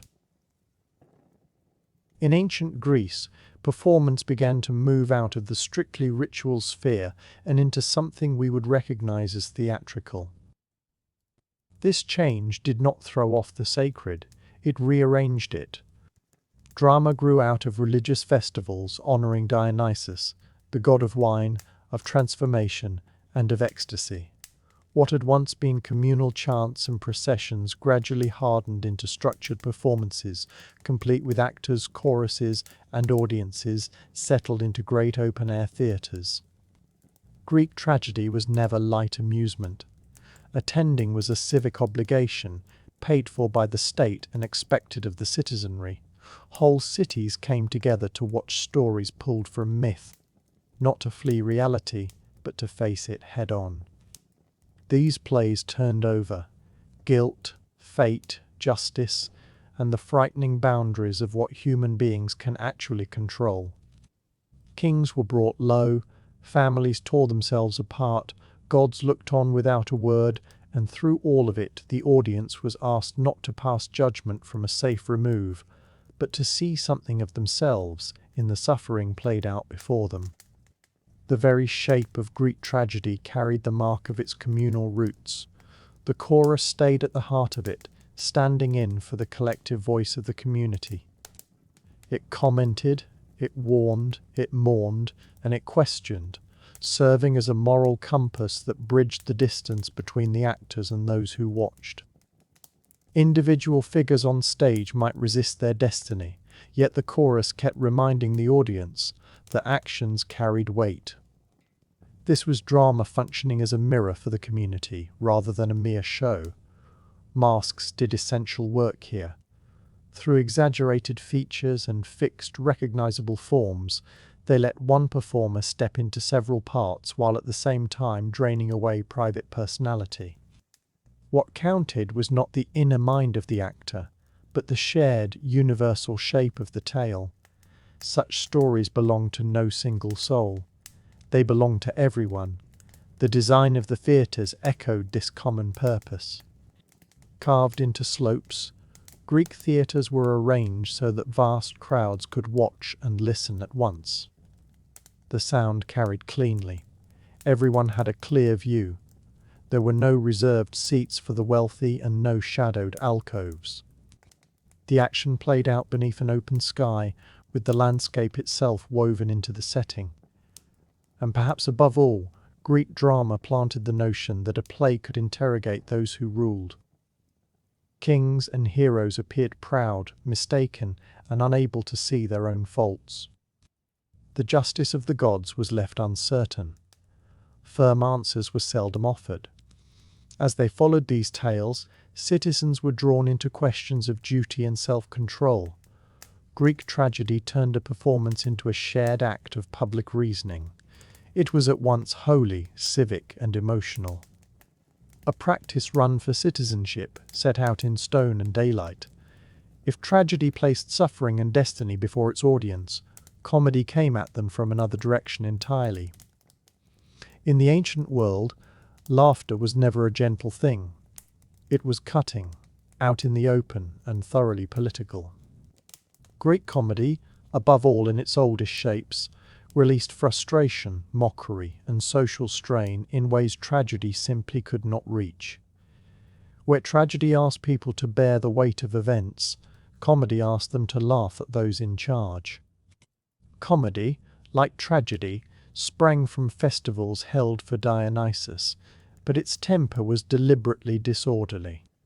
Writers packed the stage with overblown figures, coarse jokes and pointed insults thrown at politicians, commanders, thinkers, and even the gods themselves. Nothing about these plays was gentle. They were noisy, crude, and unafraid. In a culture that treasured public standing, being ridiculed carried real sting. The crowd took part rather than sat back. Comic writers addressed the spectators head-on, at times dropping the plot altogether to remark on the events of the day. Stepping outside the story like this bred a feeling of closeness and shared understanding. The audience was not merely observing the satire, it was joined to it. Laughter turned into a kind of shared verdict, marking approval or disapproval on the spot. Masks and costumes heightened all of this. Bloated features, padded shapes, and grotesque caricatures twisted familiar public figures into ridiculous exaggerations. By blowing up someone's failings, comedy peeled the mystery away from authority. A commander could be shrunk into a coward, a philosopher into a fool. For a handful of hours, rank gave way beneath the pressure of humor. That freedom, though, was hemmed in carefully by time and setting. Comedy flourished during festivals, when the ordinary rules loosened. Away from those occasions, the very same words might bring trouble. The performance opened a temporary clearing where criticism was allowed, even welcomed, before the usual order settled back into place. Laughter was granted, but only inside the frame of the ritual. Comedy carried a social purpose beyond politics as well. It took up everyday matters: marriage, money, food, desire, and growing old. By putting shared worries on stage, it made them feel ordinary. People laugh not only at others but at their own reflection. In that way, tension eased and the ties among them held firmer. In the theatre of the ancient world, comedy showed that a performance could act as a release valve. It let communities admit to hypocrisy, failure, and longing without pulling themselves to pieces. Laughter became a means of getting by, hazardous, kept in check, and deeply human. When the Romans took up the theatrical customs of Greece, they refashioned them to suit a very different outlook on the world. Roman performance cared less about philosophical musing and more about the force of the moment. Where Greek theatre invited people to reflect, Roman theatre reached for the immediate. What emerged was a culture of spectacle, loud, physical, and built to seize attention rather than stir quiet thinking. Roman drama stretched past tragedy and comedy into forms that leaned on motion and visual abundance. Pantomime in particular caught on. In these shows, masked dancers laid out whole stories through gesture alone, backed by music and a chorus. The leading dancer took on several parts, changing identity through the way the body was held and moved. The audience had no need of elaborate speech. The meaning travelled through the body. The theatres themselves swelled in size and grandeur. Where Greek theatres nestled into natural hillsides, Roman ones stood as freestanding architectural declarations. Stone, arches, and towering stage fronts spoke of imperial might before a single line was performed. The structure was itself part of the message. Rome was lasting, engineered, and commanding. In Rome, performance and politics could not be pulled apart.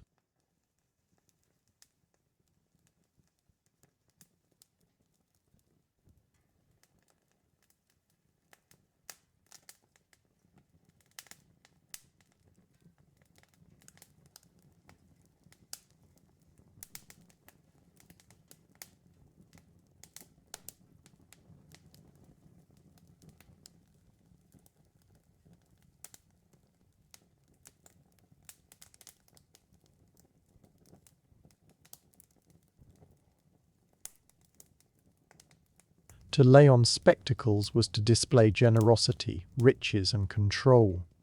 Crowds were fed, amused, and diverted, which strengthened loyalty to the state and those who led it. Actors, however, sat in an odd social place. Beloved by their audiences, they were often eyed by the elite with distrust or scorn. Performance was treated as morally slippery, tied up with deception and overflowing feeling. Actors might play gods and heroes on the stage, yet be refused the full respect of society off it. This strain mirrored Roman unease about the gap between appearance and truth. Censorship shaped things too. Unlike the open jeering of Greek comedy, Roman satire was reined in more tightly. Blunt attacks on the mighty were risky. Performance still passed comment on society, but usually through allegory, myth, or overstated types rather than named people. The state put up with criticism only to a point. Roman theatre turned performance into an instrument of empire. It amused, united, and distracted enormous populations. Feeling was roused, but rarely permitted to shake authority loose. In Rome, performance was no longer only sacred or shared. It was managed. And within that management, theatre showed how power could arrange emotion on a sweeping scale. In ancient Egypt, performance never came fully loose from religion. No sharp line separated theatre from ritual and ceremony. To perform was to act out the order of the cosmos, to take part in the endless contest between balance and chaos. Performance existed not for novelty or critique, but for continuity. Every reenactment confirmed once more that the universe was still running as it ought to.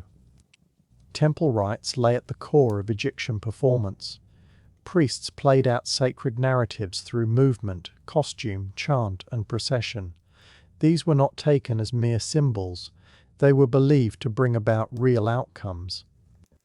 When a priest carried out a ritual, the gods were not simply honored, they were set in motion. The performance upheld Mayat, the divine principle of harmony and balance that bound the world together. Among the most important of these ritual performances was the reenactment of the myth of Osiris. Through ceremonial drama, the killing, scattering, and return to life of the god were staged over and over across the centuries. This was not amusement for a crowd hungry for something new. It was repetition with a reason. Every reenactment held out a promise of renewal, fertility, and the unbroken line of kingship. The story stayed fixed because the cosmos could not afford for it to shift. The pharaoh stood at the very heart of this performed universe. Every public appearance was staged with care. Dress, bearing, and gesture announced divine authority.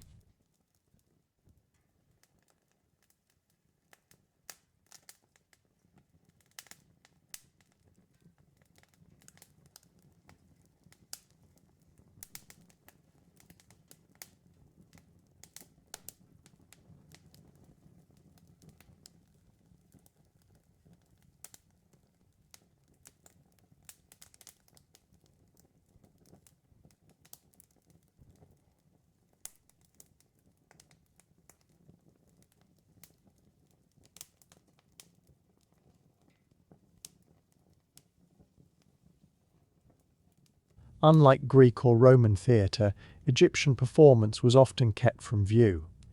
Many rites took place hidden away, deep inside the temple complexes. The mystery itself belonged to the performance. What went unseen carried its own force. Silence, darkness, and repetition built an atmosphere where belief could grow without needing to be explained. Music and movement were essential. Sistrums, drums, and chanting held the pace and steadied the mood. Dance was measured and symbolic, not a channel for personal feeling. The particular performer mattered less than the exactness of the act. Errors were dangerous. Improvising was beyond thinking. In Egypt, performance stood outside of time. Performers were not after applause or renown. They were after correctness. By staging the sacred stories precisely as laid down, they joined the present to the far-off past. Theatre here was not about change or argument. It was about making certain that tomorrow resembled yesterday. In ancient India, performance grew along a route that folded ritual, philosophy, and the theory of beauty into a distinctly polished dramatic tradition. Sanskrit drama was not meant to jolt, jeer at, or overpower its audience. It reached instead for harmony between performer and onlooker, between story and feeling, between earthly living and cosmic order. Theatre here was a disciplined craft of emotion. At the centre of Indian performance sat the idea of rasa, often rendered as essence or flavour. A play succeeded not through sudden turns of plot or lifelike detail, but through the particular emotional states it stirred in those watching. Love, sorrow, courage, fear, wonder, and calm were coaxed out with care through speech, gesture, music, and rhythm. The audience was meant to taste the emotion, not be swallowed by it. Actors passed through demanding training. Every motion of the hand, the eye, and the foot bore meaning. Expressions of the face were set by rule. Bearing conveyed standing, mood, and purpose. Improvising was kept narrow. Exactness was what counted. Performance stood nearer to ritual than to realism. The actor did not vanish into the role, but held emotion up as something shared and recognizable. Sanskrit drama also steered clear of certain extremes.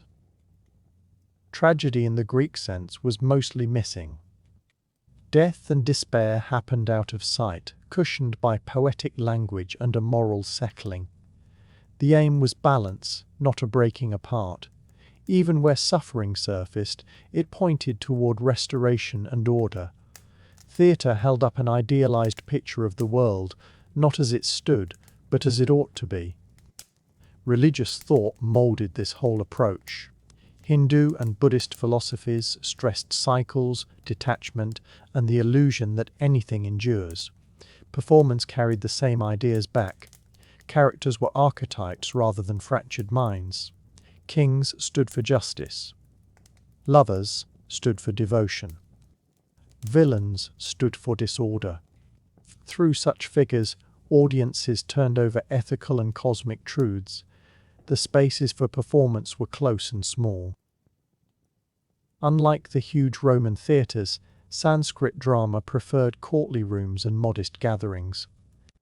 The experience was shared but concentrated, encouraging careful listening over spectacle. Music and song were woven right through, steering the shifts in emotion and helping the memory hold. In ancient India, theatre was a bridge between what was felt inside and what was shown outside. It taught audiences how to feel without slipping loose of themselves, how to witness emotion without going under. Performance was not a flight from reality, it was training for grasping it. Across the ancient world, performance leaned on the body long before it leaned on words. Masks, gesture, bearing, and movement made up a common tongue that could pass across the barriers of speech and literacy. In societies where many could not read, and where audiences often spoke a mix of languages, the body became the most dependable teller of tales. A performance was taken as something understood with the eyes as much as with the ears. Masks were central to this bodily vocabulary. In Greece, Rome, ritual Africa, and parts of Asia, masks turned performers into something beyond human. They magnified emotion, wiped away individuality, and let one actor hold gods, spirits, or several characters at once. The mask did not conceal the performer. It raised them up. Once it was on, personal identity melted away and a symbolic identity took its place. Movement obeyed strict conventions. A lifted arm, a turned head, a measured stride could carry status, intention, or fate. In many traditions, even walking was set by rule. Kings moved unlike servants. Gods moved unlike mortals. These rules let audiences recognize relationships and balances of power at once, with nothing spelled out. A performance could be read at a glance. This weight placed on the body shaped training as well. Actors were no casual entertainers. They were specialists who spent years mastering command over breath, balance, and expression. Carrying the voice mattered, but so did stillness. Silence could hold meaning as strongly as speech. In ritual settings, above all, restraint signaled authority. Dance lived in the space between theatre and ceremony. In Egypt, India, and parts of the Mediterranean, dance told stories that words could not manage. Myth, cosmology, and moral lessons unfolded through rhythm and repetition. The dancer did not pour out private emotion. They embodied a shared meaning. Exactness counted for more than novelty. The audience, for its part, learned to read these signals. Watching a performance called for a kind of cultural literacy.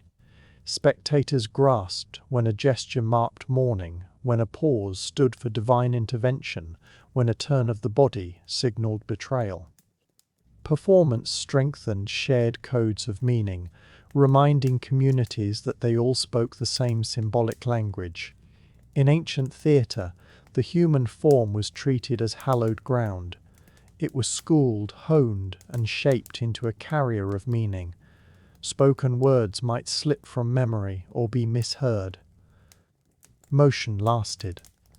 Well before any script was set down on paper, performance survived inside muscle memory and repeated ritual.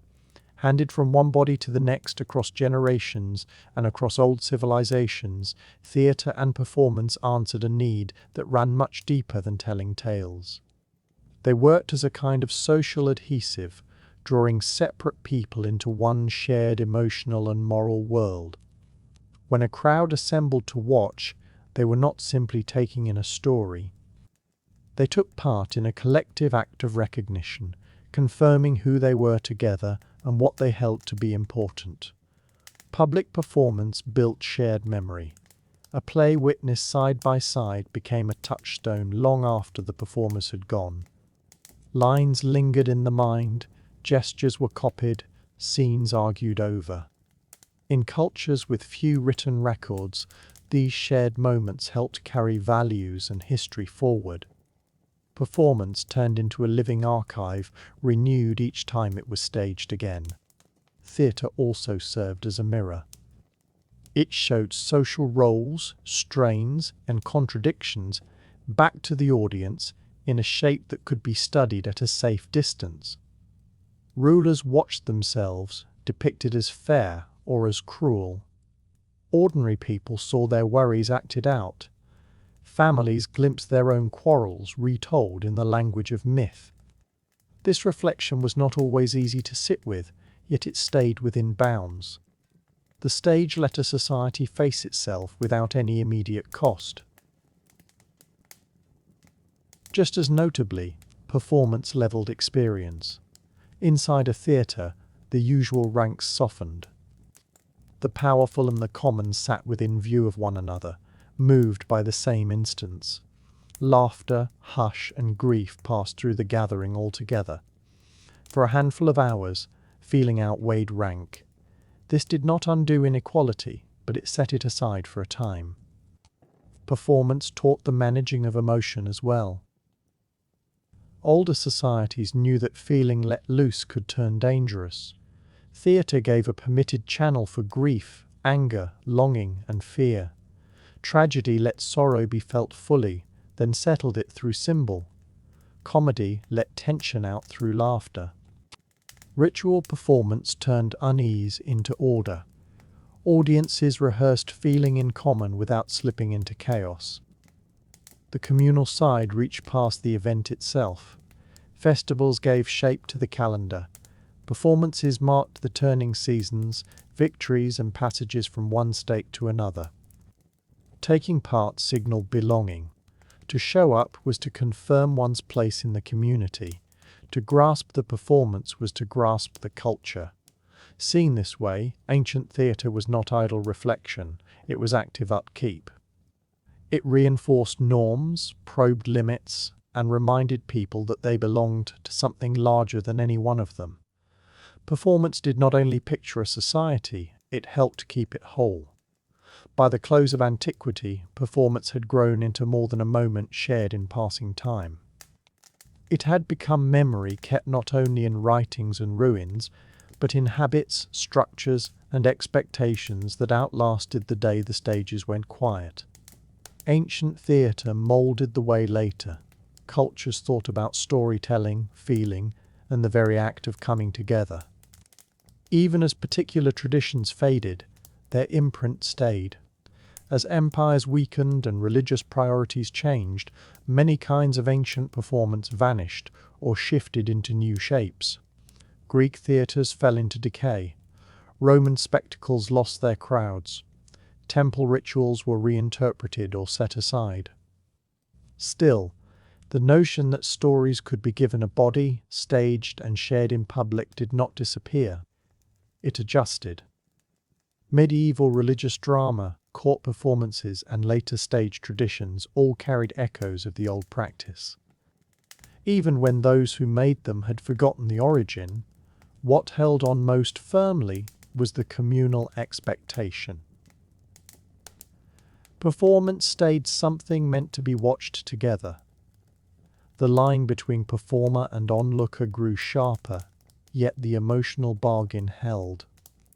Spectators still assembled, still responded as one, still saw themselves in stories told by others. The old understanding that performance was a shared thing rather than a private one turned out to be durable. The sacred dimension endured too, though frequently in a changed guise.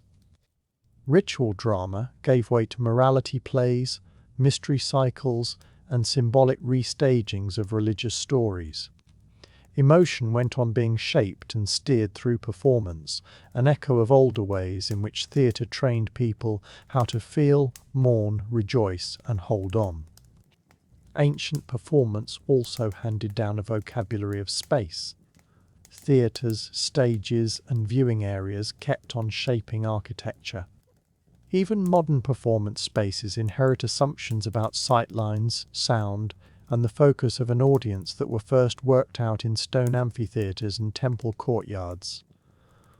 Perhaps most tellingly, ancient theatre set performance up as a way of guarding identity. Stories carried across generations became anchors during times of change. Through restaging, communities recalled who they had been and who they hoped to become. Performance let the past stay present, not as a fixed memory, but as something lived. In the ancient world, theatre was sacred, political, and communal all at once. Its legacy does not stay locked in history. Each time people gather to watch a story unfold together, they carry on a practice that once shaped whole civilizations. Socrates did not look the part of a philosopher, and that was part of the trouble. In a city that valued appearance, standing, and public display, he set himself apart by rejecting all three. He walked barefoot through the streets of Athens, wore the same threadbare cloak one day after another, cared nothing for comfort, and made no secret of his scorn for wealth. His face was famously plain, his bearing clumsy, his speech blunt. Nothing about him hinted at wisdom in the form Athenians expected to see. And yet this ordinary-looking man had a habit that rattled nearly everyone he met. He asked questions, not courteous ones, not abstract ones, but plain, direct questions aimed at matters people took for granted. What is justice? What is virtue? What is wisdom? And once an answer came, Socrates would keep on asking, mildly but without let-up, until that answer buckled under its own contradictions. Socrates said he knew nothing. This was no fake modesty. He treated not knowing as a place to begin rather than a flaw. In a society fixated on reputation, he made ignorance plain to see. He revealed how often assurance stood in for real understanding, how readily admired men leaned on memorized phrases in place of thought. His conversations often left the other person baffled, red-faced, or quietly seething. He did not teach in schools or lecture rooms. He taught in marketplaces, gymnasiums, workshops, and on street corners. He addressed generals and politicians in the same tone he used with craftsmen and slaves. Rank did not sway him. Authority counted for nothing if it could not survive scrutiny. This even-handed treatment was deeply offensive in a society ordered by rank. Socrates also took no fee. The sophists charged steep prices to train young men in rhetoric and persuasion. Socrates laid out no course of study and accepted no money. That made him hard to label and impossible to manage. He worked against the professional teachers simply by standing among them, asking sharper questions for nothing. To some, he was entertaining, a harmless oddity. To others, he was a threat. He broke up conversations, embarrassed leaders, and taught young Athenians that honored opinions could be taken apart with patience and logic. He proposed no reforms and led no factions. He unsettled certainty itself. Athens put up with a great deal. Ambition dressed as virtue, even corruption. But Socrates offered no show of respectability. He declined to play the role society set aside for a wise man, and by doing so he quietly became one of the most disquieting figures the city had ever produced. Athens, in the 5th century before the Common Era, was a city built on display.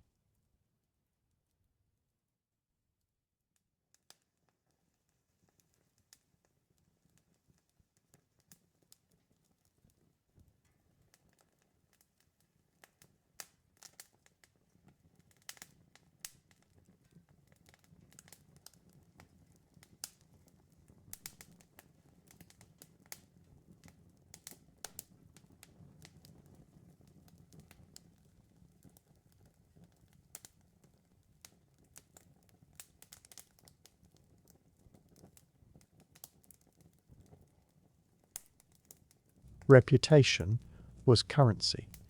To be regarded as wise, honorable, and able mattered as much as truly being those things. This culture bred professionals of persuasion. Sophists moved from city to city, offering lessons in rhetoric, logic, and debate. For a fee, they taught young men how to win cases in court, tilt assemblies, and defend any stance with equal assurance. Skill counted for more than substance. Winning, not truth, was the aim. Athens admired this gift openly.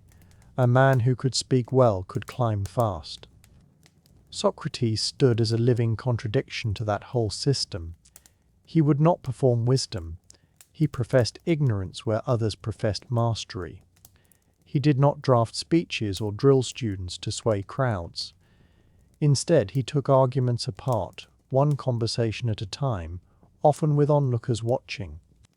Where sophists built up reputations, Socrates quietly took them down. The humbling was subtle but severe. A respected politician, praised for his intelligence, might find he could not define justice under gentle questioning.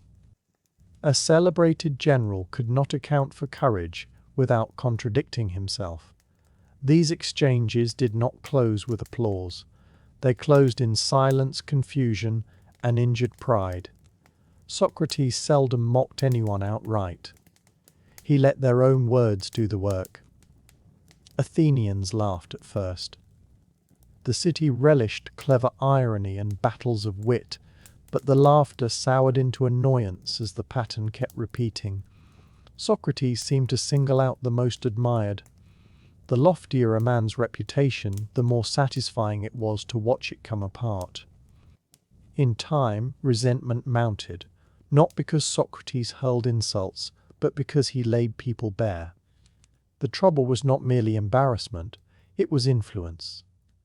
Young Athenians looked on at these encounters and drew a dangerous lesson, that public honor could be hollow and that authority could be questioned without any violence. Socrates did not urge them to revolt. He showed them how easily certainty could be dismantled. In a democracy already nervous about instability, this was troubling. Athens had lost wars, weathered plagues, and suffered betrayals from within. The city held tightly to the belief that respected men knew what they were doing. Socrates challenged that comforting picture without pause. In a culture built on reputation, Socrates did not just ask questions. He wore away the very ground on which public life stood. What truly set Socrates apart was not his appearance or his poverty, but the way he reasoned, or more exactly, the way he pushed others to reason. His way of conversing, later named the Socratic method, was disarmingly plain. He would begin by asking someone to define an idea they claimed to grasp: justice, courage, piety, wisdom. The questions sounded harmless. Their consequences were not. Socrates never argued fiercely. He did not lift his voice or deliver long addresses. Instead, he asked short, exact questions and followed the answers wherever they went. Each reply gave rise to another question. Each attempt to clarify uncovered a fresh contradiction. Bit by bit, the confident speaker found himself snared in his own words. What started as certainty melted into confusion. This method was not built to humble anyone, though humbling often came anyway. Socrates held that finding out one's ignorance was progress. To see that you do not know is the first step toward real understanding. He believed most people lived in false confidence, mistaking handed-down opinions for knowledge. His method pared those opinions back to their foundations and found them lacking. For the one being questioned, the experience could be deeply uncomfortable. A reputation came apart in public. Answers that had once impressed listeners now rang empty. Socrates put forward no replacement doctrine, no final definition to hold on to. He ended conversations in uncertainty rather than resolution. Many found this maddening.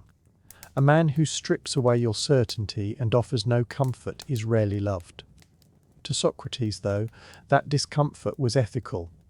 He believed unexamined beliefs led to injustice, arrogance, and moral failure. A society that rewarded confidence over understanding was dangerous. His questioning was a kind of moral surgery, painful but needed. If it stung, that was a sign it was working. The method exposed a deeper threat as well. It treated everyone taking part as intellectual equals. Kings, generals, artisans, all alike, answered to the same standards of logic.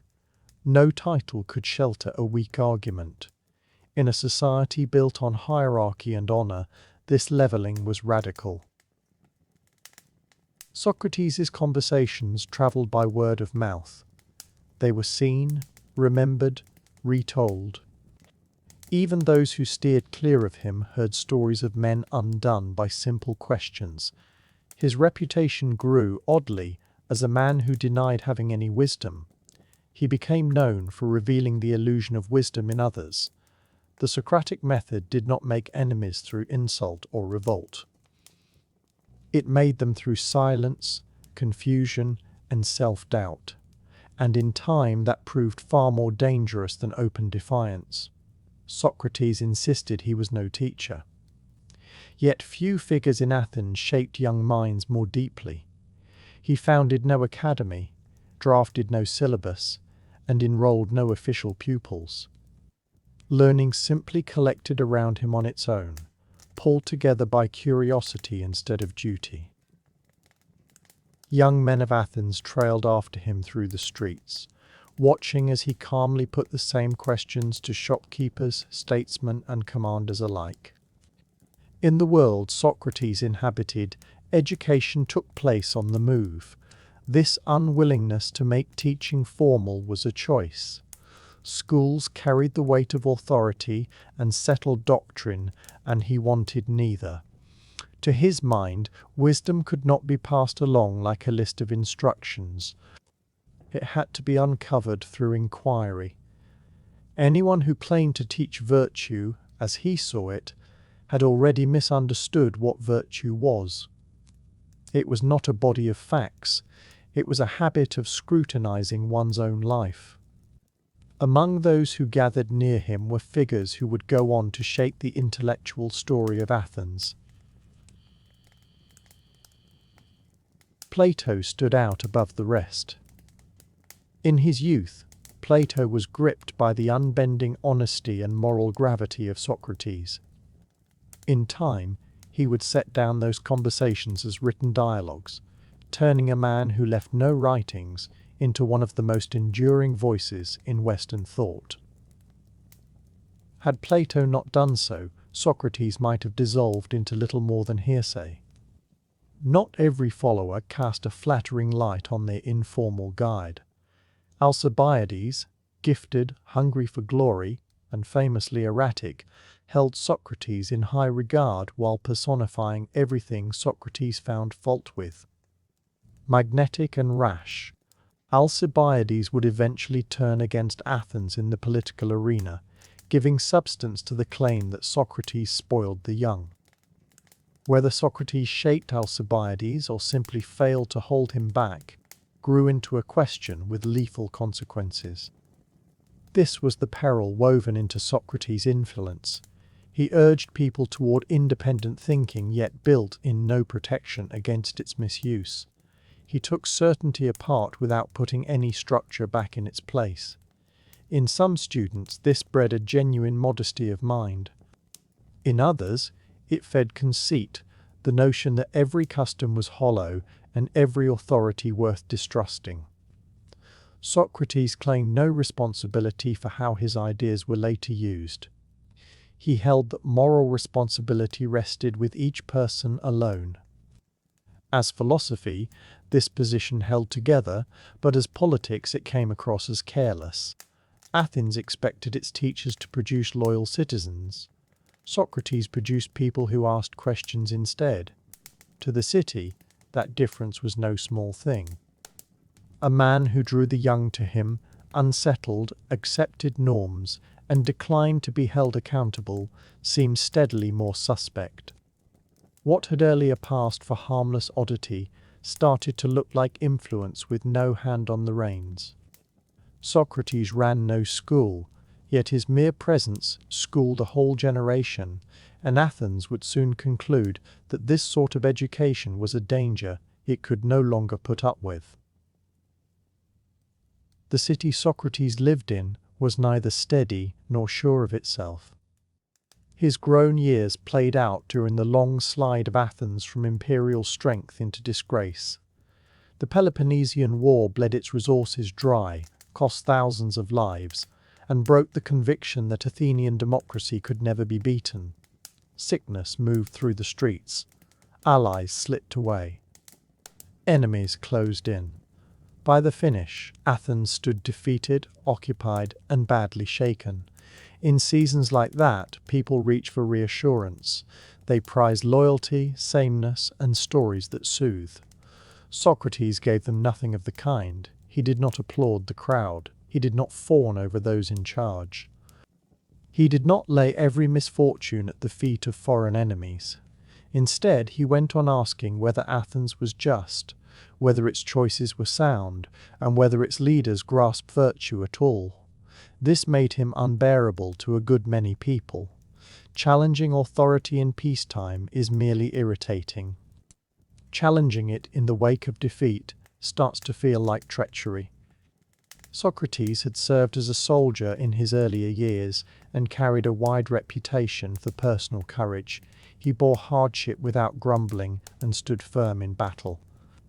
That made it harder to brand him a coward or a friend of the enemy. His loyalty was not in question, his judgment was.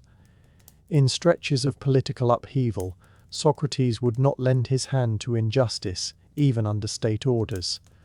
When leaders of the democracy called for unlawful acts, he said no.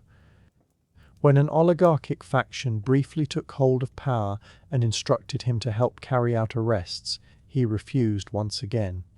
He raised no loud objection, he simply did not do as told. This quiet unwillingness enraged both camps. Frightened democracies bear dissent poorly. Tyrannies will not bear it at all. Socrates somehow set himself against every faction while belonging to none of them.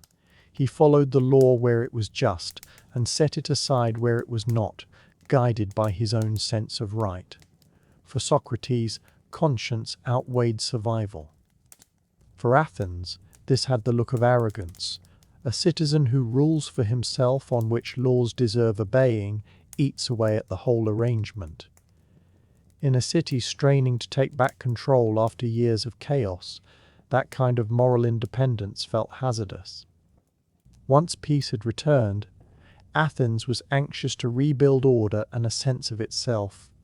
The old injuries had not closed. Recollections of betrayal hung in the air, and Socrates, still going barefoot and still posing awkward questions, made an easy emblem of disorder, a living reminder of doubt in a city hungry for certainty. The war was over. The tolerance for Socrates had not outlasted it. The case against Socrates did not spring from one glaring offence.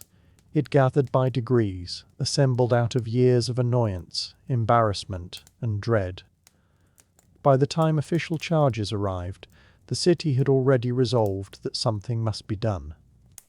The trial would not settle whether Socrates was dangerous. It would settle whether Athens was still willing to endure him. The accusations looked misleadingly plain. Socrates was charged with impiety, with failing to honor the gods of the city and bringing in new divine influences, and with corrupting the young. On the surface, these were religious and moral wrongs. Underneath, they were political and social. Athens was not putting theology on trial. It was putting disruption on trial. Impiety made a pliable charge, valuable for the very reason that it was vague. Socrates often spoke of an inner divine voice, a guiding sign that steered him away from certain actions. He never called it a god, yet he treated it as something to be heeded. To traditional minds, that had a troubling ring. In a city trying to knit back together its religious and civic unity after ruin, straying from the path was dangerous. The charge of corrupting the young carried greater force. Socrates had left his mark on young men who questioned authority, mocked prominent figures, and met tradition with doubt. A few of those men had later betrayed Athens or backed oligarchic rule. Whether Socrates actually caused such conduct did not matter. In a wounded city, mere association was enough. It bears saying that Socrates had made powerful enemies, men he had shown up in public, politicians whose standing he had chipped away, teachers whose trade he had quietly revealed as empty. The trial handed these grudges a lawful channel. The charges came from ordinary citizens, but they voiced a wider disquiet. Athens had issued amnesties for wartime crimes and political treachery. It presented itself as mending. Yet here stood a man who would not stop tearing the wounds back open. He reminded people how readily they had been deceived, how self-assured men had failed on a catastrophic scale.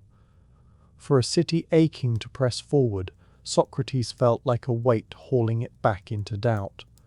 The irony was harsh. Socrates believed he was serving Athens by testing it. To his eyes, questioning was an act of loyalty rather than revolt. But the city had lost its appetite for being questioned.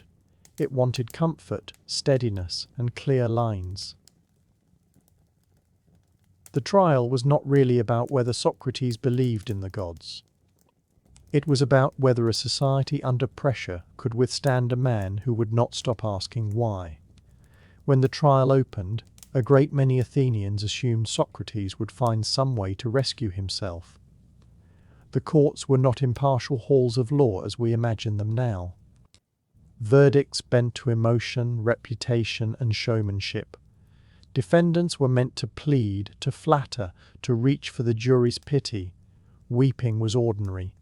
Relatives were brought out and displayed before the jurors. A convincing performance could decide the gap between living and dying. Socrates would have none of it. He did not deny that he questioned people. He did not say sorry for unsettling them. He made no pledge to change. Rather than beg the jury for mercy, he dared them to examine their own lives. He maintained that he had done Athens a good turn by laying bare false confidence and moral idleness. Far from corrupting the young, he insisted he had nudged them to care about virtue over wealth or standing.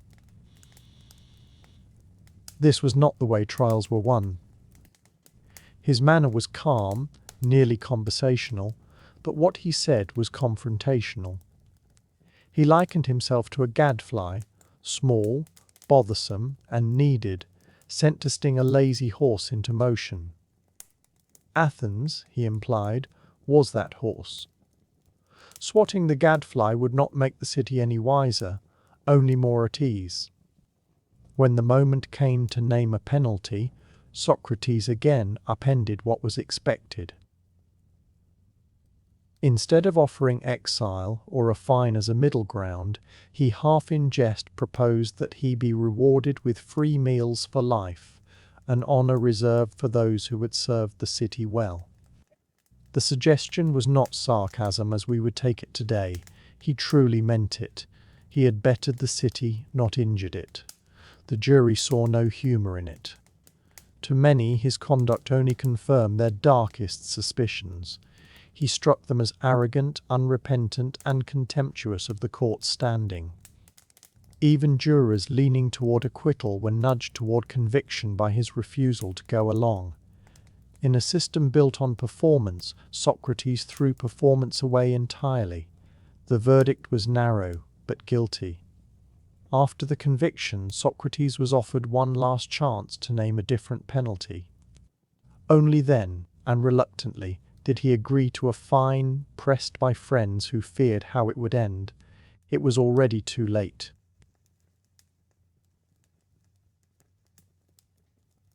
The harm was done. The jury chose death. Socrates did not panic. He did not rage. He met the outcome with the same composure he brought to every conversation. The city had passed its judgment. Now it would have to live alongside that judgment. The trial laid bare one last bitter truth. Athens could pardon failure, corruption, even betrayal. What it could not pardon was a man who would not pretend. After the trial, Socrates did not die at once. A religious observance held executions back, leaving him several weeks in prison. Friends came each day, pressing him to flee. Plans took shape, bribes were arranged, guards could be won over, exile lay within reach. Everyone around him took for granted that he would seize the chance. No one would have faulted him.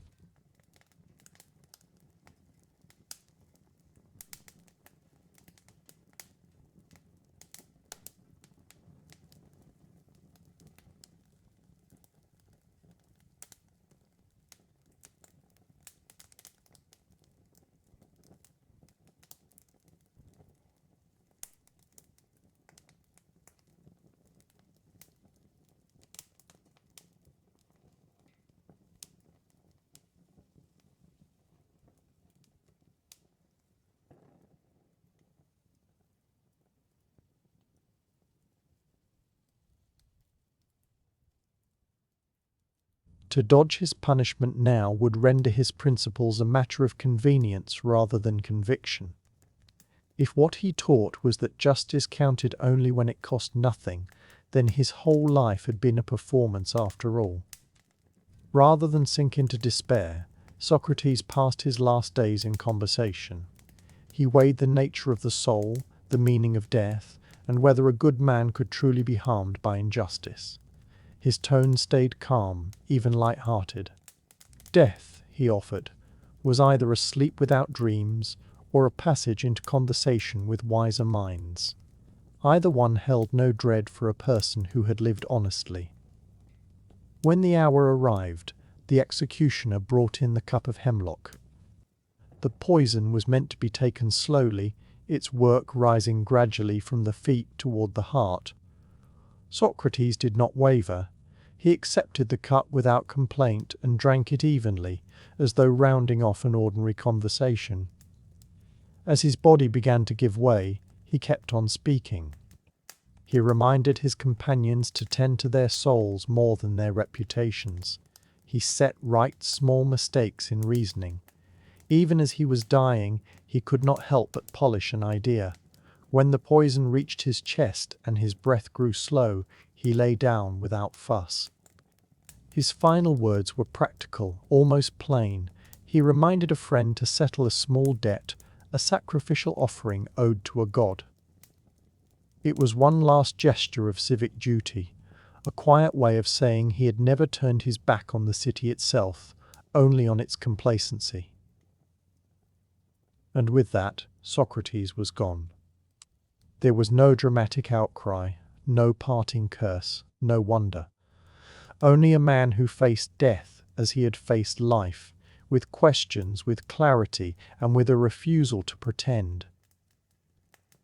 The city had silenced him. It had not answered him. Athens managed to end Socrates' life. It failed utterly at ending his influence. In the years that followed his death, the city carried on, but the questions he had raised did not settle. Instead, they spread. The man who wrote nothing became one of the most talked about figures in history, kept alive through the memories and the writings of those who had once stopped to listen. Most influential of these was Plato, who reshaped Socrates into the leading figure of his philosophical dialogues. In those writings, Socrates went on walking the streets of Athens, pressing his questions on politicians, poets, and generals long after the actual man had died. Whether Plato's Socrates lined up exactly with the historical one mattered less than the part he came to fill, the voice of restless inquiry. Socrates grew into an emblem of moral courage. He did not perish for a doctrine, a cause, or an uprising. He perished for a method, for the conviction that questioning outweighed comfort and that integrity outweighed survival. Where martyrs tend to demand belief, Socrates demanded scrutiny. What he left behind was not obedience, but doubt. That quality made him remarkably easy to adopt. Different eras claimed him for different purposes. Some regarded him as a defender of reason against superstition. Others saw a devout man following divine conscience over the laws of men. To some, he stood as a model citizen who accepted his sentence rather than run. To others, he served as a warning of what follows when a society quiets its dissenters. The one thing that never changed was the unease he provoked. Socrates declined to hand out final answers. He never laid out how to construct the ideal state or how to secure virtue. He revealed ignorance without supplying any tidy resolution. Even at the end, he resisted being reduced to a slogan. Athens, in time, admitted its error. Later generations honored Socrates as one of the city's greatest names, even while quietly forgetting the circumstances that had brought about his execution. It is simpler to praise a philosopher who is gone than to put up with one who is still present. The heart of what Socrates left behind lies not in his teachings but in the way he lived. He treated thinking as a moral obligation. He held that clarity counted for more than approval and truth for more than safety. In a world still fixated on reputation and certainty, his life stands as a kind of reproach.